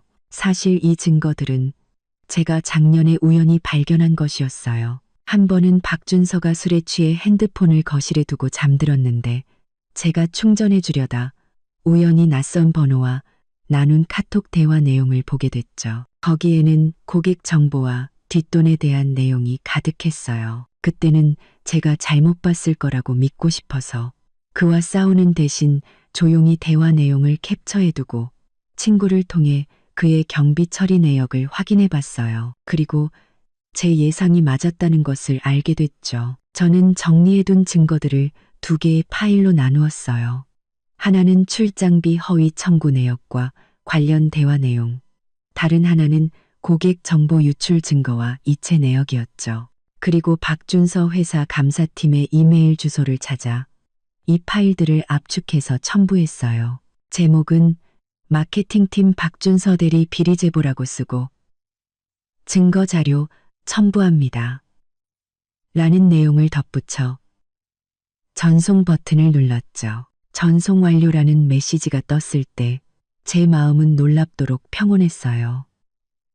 박준서는 잘못을 저질렀고 그에 대한 대가를 치러야 했죠. 이건 제가 그를 망가뜨린 게 아니라 그가 스스로 자신의 경력을 망가뜨린 것이었어요. 오후 4시쯤 제 핸드폰이 갑자기 울렸어요. 낯선 번호였죠. 저는 잠시 망설이다 전화를 받았어요. 전화를 받자마자 박준서의 이성을 잃은 목소리가 터져 나왔어요. 강서희, 너지. 내 회사 일. 네가 회사에 꼰지른 거지. 저는 핸드폰을 귀에서 조금 떼고 차갑게 말했어요. 그래, 나야. 그게 뭐. 네가 그런 비리를 저지를 때 이런 날이 올 거라는 생각은 안 해봤어? 강서희, 너 미쳤어. 박준서는 전화기 너머에서 울부짖었어요. 내가 회사에서 잘리면 우리 집은 이제 완전히 끝장이야. 네가 나를 그렇게까지 미워했어. 나한테 살 길 하나 안 남겨주고. 살 길? 저는 차갑게 웃었어요. 네가 최소라랑 밤새 외박할 때 나한테 살 길을 남겨줬어? 네가 우리 공동 재산으로 최소라한테 선물 사줄 때 나한테는 살기를 남겨줬냐고. 네가 회사 정보 팔아먹고 뒷돈 챙길 때 이 집에 살기를 남겨줄 생각은 해봤어? 박준서, 길을 막은 건 내 자신이야. 내가 아니라. 전화기 너머가 잠시 조용해지더니 이내 박준서의 울음 섞인 목소리가 들려왔어요. 서희야, 내가 잘못했어. 정말 잘못했어. 제발 회사에 다시 한 번만 얘기해주면 안 될까? 다시는 안 그럴게. 너랑 다시 잘 살아볼게. 소라랑도 완전히 끝냈어. 제발 이번 한 번만 용서해주라. 응, 늦었어. 저는 그의 말을 잘랐어요. 증거는 이미 넘어갔고 이제 와서 뭘 어떻게 할 수는 없어. 네가 정말 내 자리를 지키고 싶으면 나한테 매달리지 말고 회사에 가서 직접 해명해. 저는 말을 마치자마자 전화를 끊고 그 번호를 차단했어요. 얼마 지나지 않아 지은이가 밖에서 돌아왔어요. 그녀는 과일을 사들고 와서는 문을 열자마자 말했죠. 서희야, 방금 사촌 언니한테 들었는데 박준서 회사에서 정직 처분받았대. 감사팀에서 불렀는데 처음에는 아니라고 잡아떼다가 증거 보여주니까 아무 말도 못했다더라. 지금은 집에서 대기 중이래. 회사에서 추가 조치 있을 때까지. 저는 주방에서 지은이를 도와 채소를 씻고 있다가 그 말을 듣고 잠시 손을 멈췄어요. 이내 다시 아무렇지 않게 채소를 씻으며 말했죠. 알아, 자업자득이지. 지은이는 주방문에 기대서며 웃으며 말했어요. 그렇지. 바람 피우고 비리까지 저질렀는데. 당연한 결과지. 이제 일자리도 잃고 최소라도 도망갔으니 완전히 빈털터리가 됐네. 쌤통이다. 저는 씻은 채소를 접시에 담고 손을 닦으며 말했어요. 이건 시작에 불과해. 걔가 정신 못 차리면 앞으로 더 힘든 일이 기다리고 있을 거야. 참. 우리 내일 새 오피스텔 보러 가자. 빨리 정해서 이사해야지. 더는 걔네들이랑 엮이고 싶지 않아. 지은이는 고개를 끄덕였어요. 좋아. 나 내일 오전에 시간 비니까 아침 먹고 바로 가자. 그날 밤 저는 침대에 누워 천장을 보았어요. 마음은 평온했죠. 박준서가 지금 얼마나 절망스러울지 알 것 같았어요. 일자리를 잃고 믿었던 최소라에게도 버림받았겠죠. 그는 드디어 자신이 뿌린 씨앗에 쓴 열매를 맛보고 있었어요.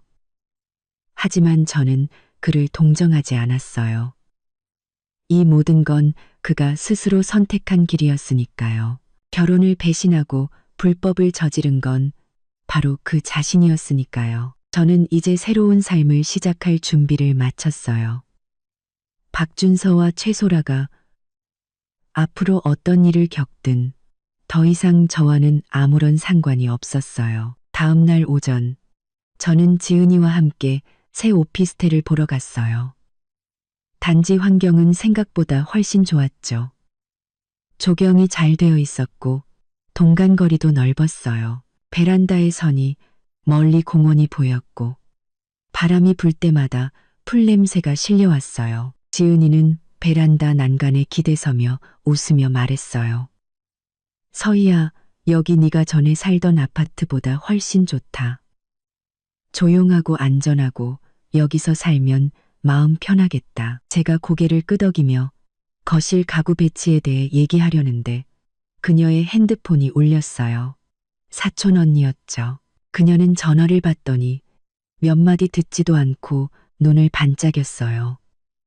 웃음을 참지 못하며 전화를 끊고는 제게 다가와 흥분해서 말했죠. 서희야, 대박 사건이야. 박준서랑 최소라 완전히 끝장났어. 저는 들고 있던 평면도를 내려놓고 물었어요.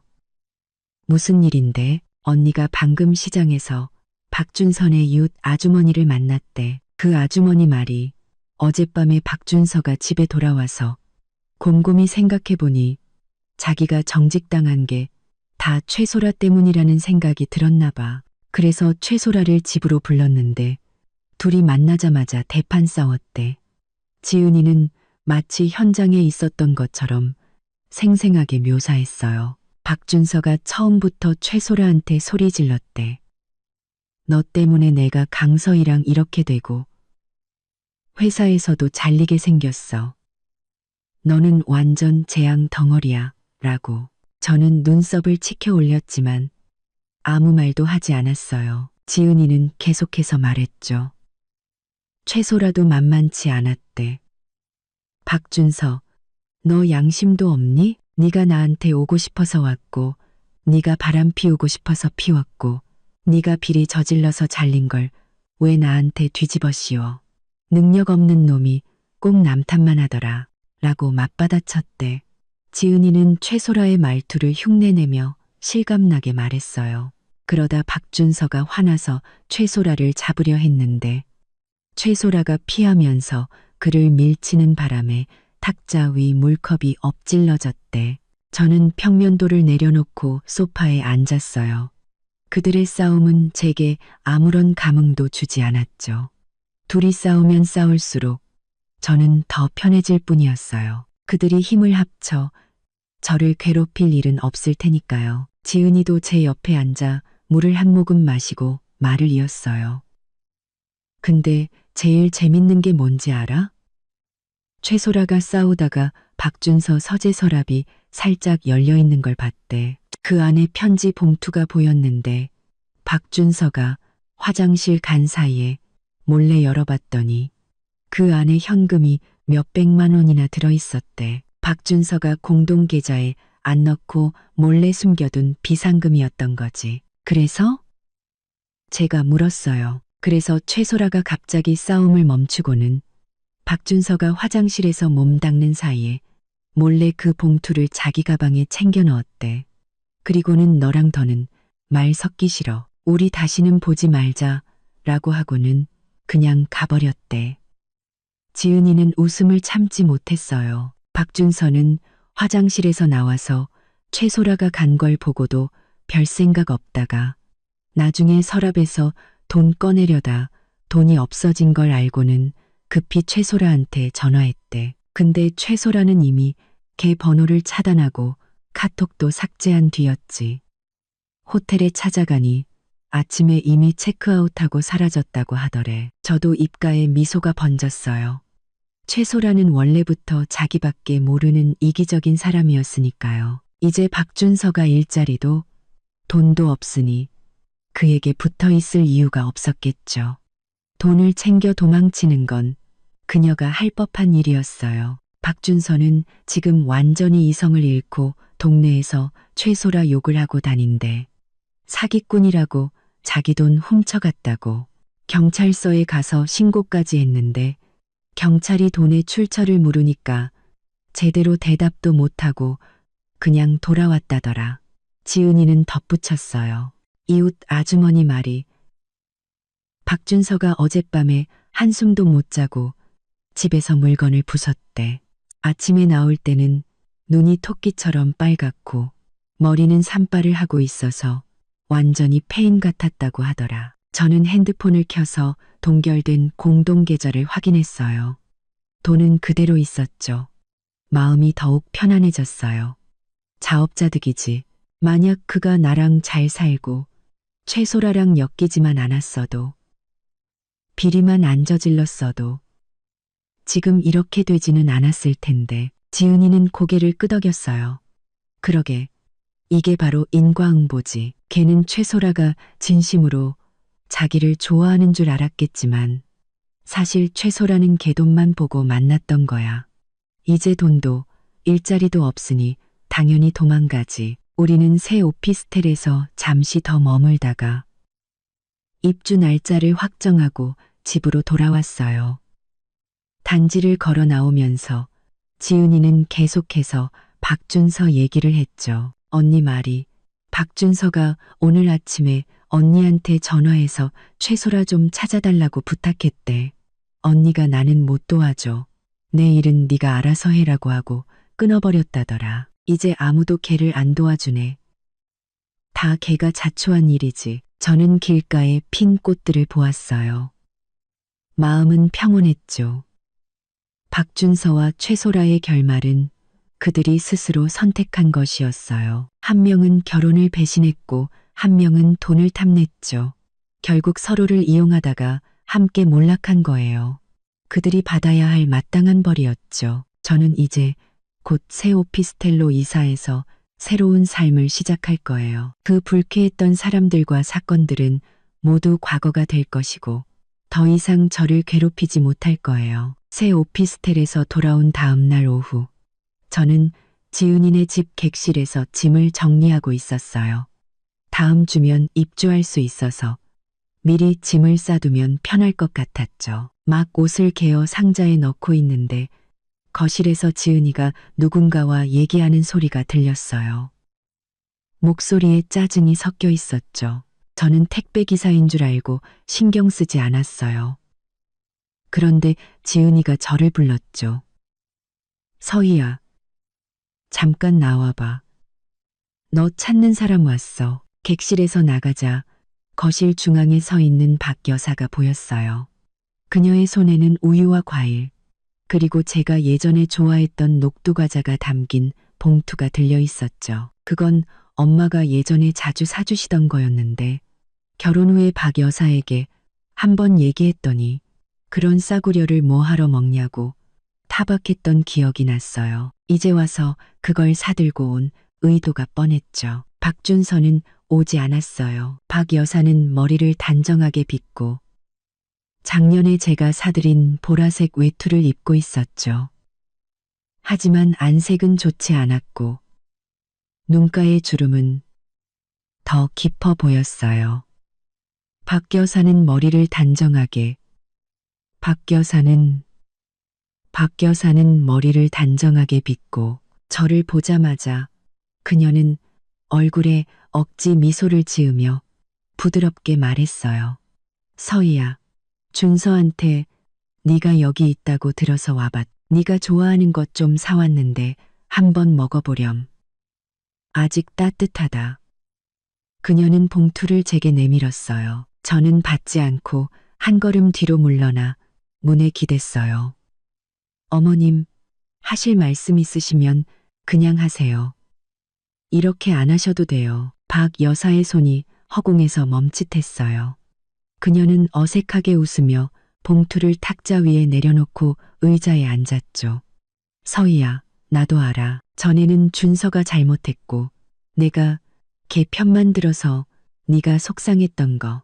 근데 지금 준서가 너무 불쌍해서 그런다. 일자리도 잃고 최소라라는 애는 돈까지 훔쳐서 도망가고 매일 밤 잠도 못 자고 밥도 못 먹어서 애가 반쪽이 됐어. 우리 그래도 한때는 고부 사이였는데 이번 한 번만 용서해주고 집에 같이 돌아가면 안 되겠니?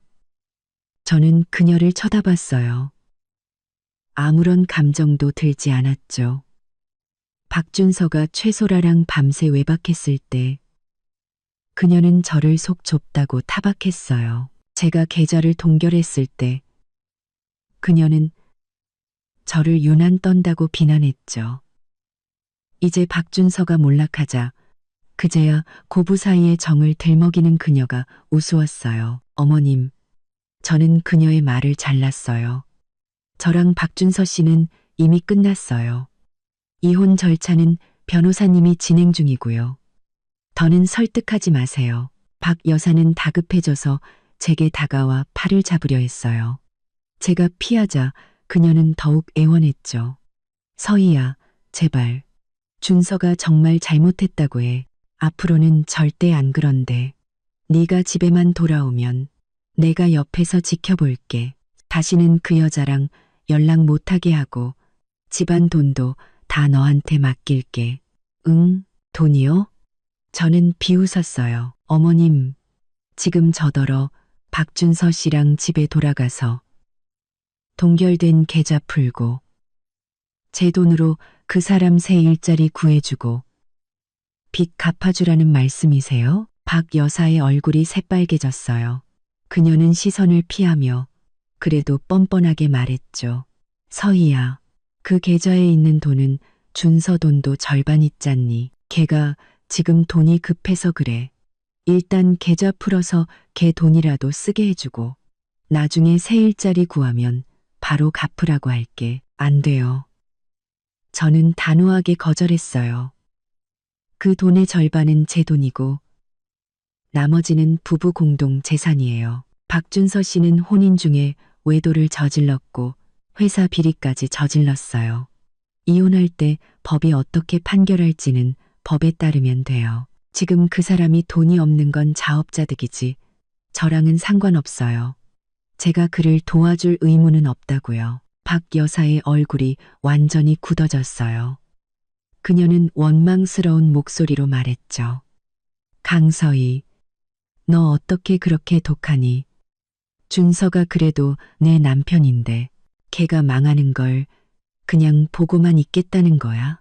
우리 집안이 망하면 너한테 좋은 게 뭐가 있는데 저한테 좋을 것도 나쁠 것도 없어요. 저는 그녀를 차갑게 쳐다봤어요. 박준서 씨가 최소라랑 바람 피울 때 어머님은 그가 독하다고 생각 안 하셨어요? 그가 우리 돈으로 최소라한테 선물 사줄 때 그가 너무하다고 생각고 안 하셨냐고요. 이제 와서 그가 몰락하니까 저보고 독하다고 하시는 거예요? 어머님, 정말로 아들이 걱정되시면 그가 스스로 반성하게 두세요. 그에게 상처받을 대로 받은 저한테 와서 이러지 마시고요. 지은이가 옆에서 거들었어요. 맞아요. 아주머니. 아주머니가 준서 씨 편만 드실 때 서희 마음은 생각 안 하셨잖아요. 이제 와서 준서 씨가 힘들어지니까 서희한테 도와달라고 하시는 건 너무 이기적인 거 아니에요? 박 여사는 우리 말에 아무 대꾸도 못하고 그 자리에 서서 갑자기 울기 시작했어요. 강서희, 네가 준서랑 집에 안 돌아오고 안 도와주면 내가 매일 여기로 찾아올 거야. 네 회사에도 찾아가서 네가 얼마나 독한 여자인지 다 알려줄 거야. 저는 그녀의 협박에 조금도 흔들리지 않았어요. 현관문을 활짝 열고 말했죠. 마음대로 하세요. 이참에 모든 사람들이 박준서 씨가 어떻게 바람 피우고 비리를 저지르고 최소라한테 돈까지 뜯겼는지 알게 되면 좋겠네요.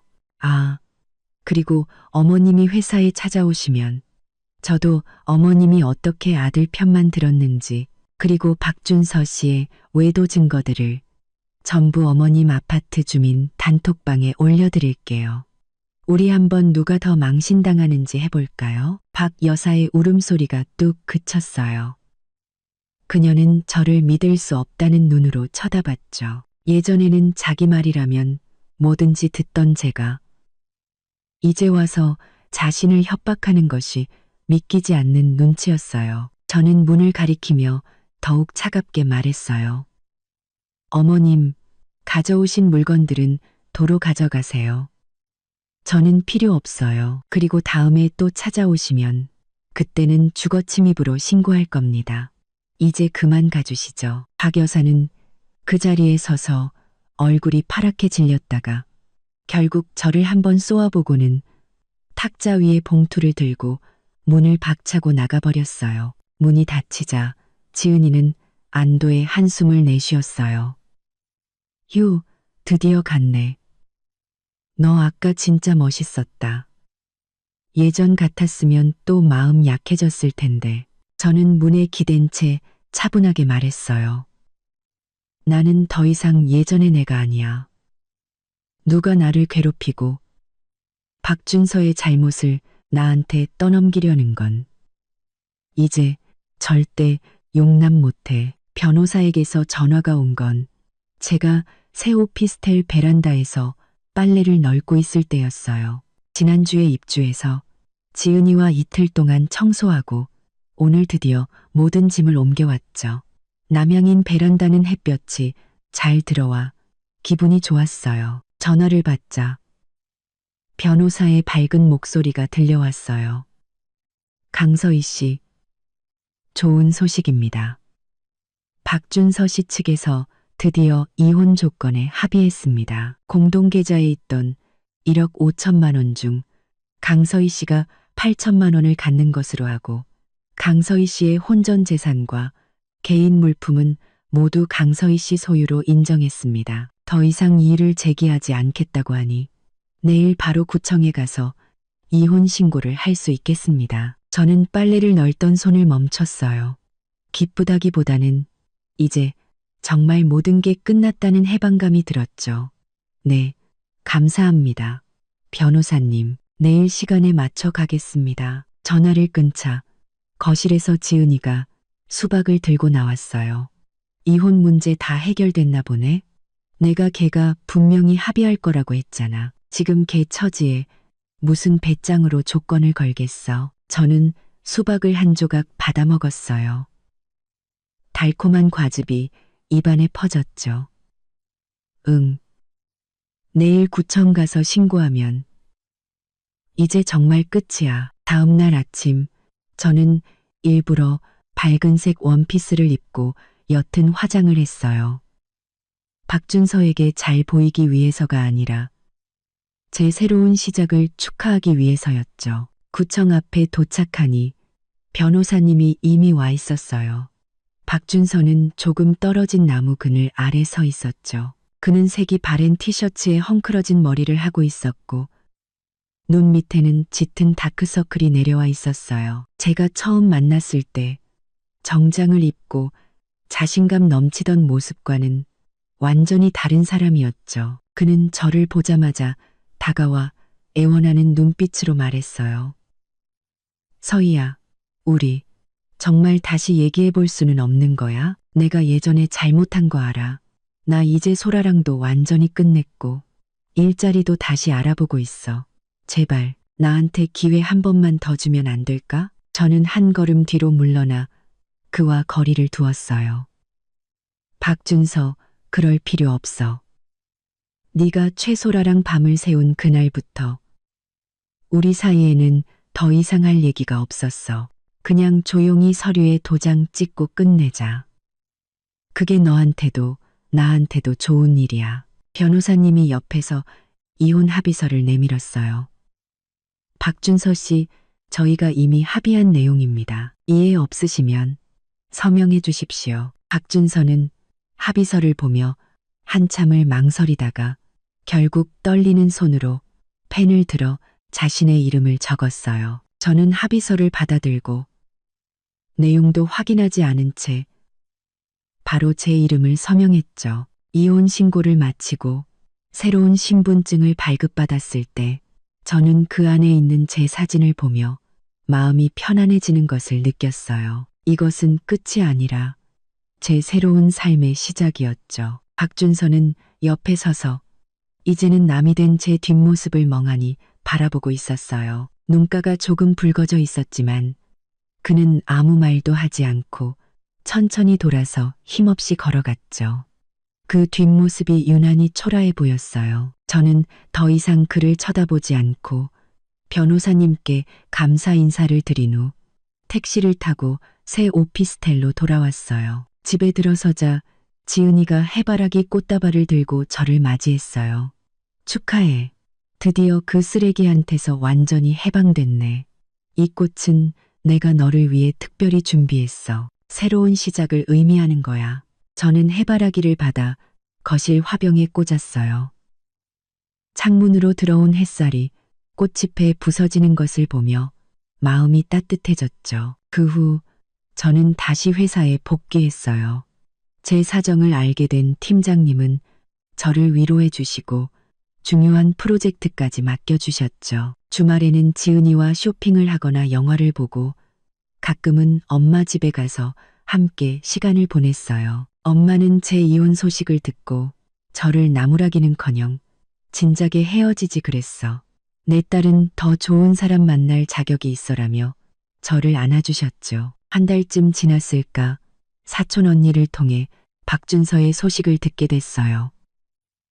그는 몇 달 동안 일자리를 구하지 못하고 있다고 해요. 예전에 저지른 비리 때문에 업계에 소문이 다 나서 아무도 그를 받아주지 않았죠. 돈도 인맥도 다 끊겨서 예전에 형 동생 하던 사람들도 이제는 그를 피하고 있었어요. 친구들에게 빌린 몇백만 원의 빚도 갚지 못해 매일 빚독촉에 시달리고 있다고 했어요. 결국 그는 공사장에서 막노동을 하며 겨우 생계를 유지하고 있었죠. 언니 말로는 박 여사도 이제는 그를 포기했다고 해요. 처음에는 밥이라도 챙겨줬지만 그가 계속해서 일어서지 못하고 빚만 늘어가자 너 같은 아들 둔 적 없다고 소리치고는 발길을 끊었다고 했죠. 최소라는 말할 것도 없었어요. 돈을 갖고 사라진 후 다시는 그와 연락하지 않았죠. 다른 도시로 갔다는 소문도 또 다른 남자를 만났다는 소문도 있었지만 이제는 박준서와 아무런 상관이 없는 사람이었어요. 한 번은 퇴근길에 예전에 살던 아파트 근처를 지나가는데 박준서를 보게 됐어요. 그는 작업복을 입고 낡은 자전거를 타고 있었죠. 자전거 바구니에는 빵 몇 개가 들어 있었는데 아마 그게 저녁 식사인 듯 했어요. 그는 고개를 숙이고 있었고 머리는 덥수룩했으며 얼굴은 몹시 초췌해 보였죠. 길가의 노숙자와 다를 바 없어 보였어요. 저는 그에게 아는 척하지 않고 그대로 차를 몰아 지나쳤어요. 그의 현재 모습은 모두 그가 자초한 것이었죠. 저와는 아무런 상관이 없었고 저는 더 이상 그를 동정하지 않았어요. 지금의 저는 매일 출근하고 퇴근하고 주말에는 친구들을 만나고 가끔은 여행을 떠나요. 하루하루가 충실하고 행복했죠. 저는 드디어 깨달았어요. 여자는 꼭 남자에게 의지해야만 행복해지는 것이 아니라는 것을요.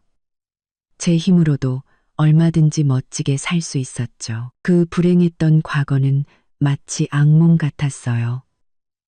이제 꿈에서 깨어나 햇살 가득한 미래를 맞이하고 있었죠. 저는 더 이상 박준서를 중심으로 돌며 상처받아도 아무 말 못하던 강서희가 아니었어요.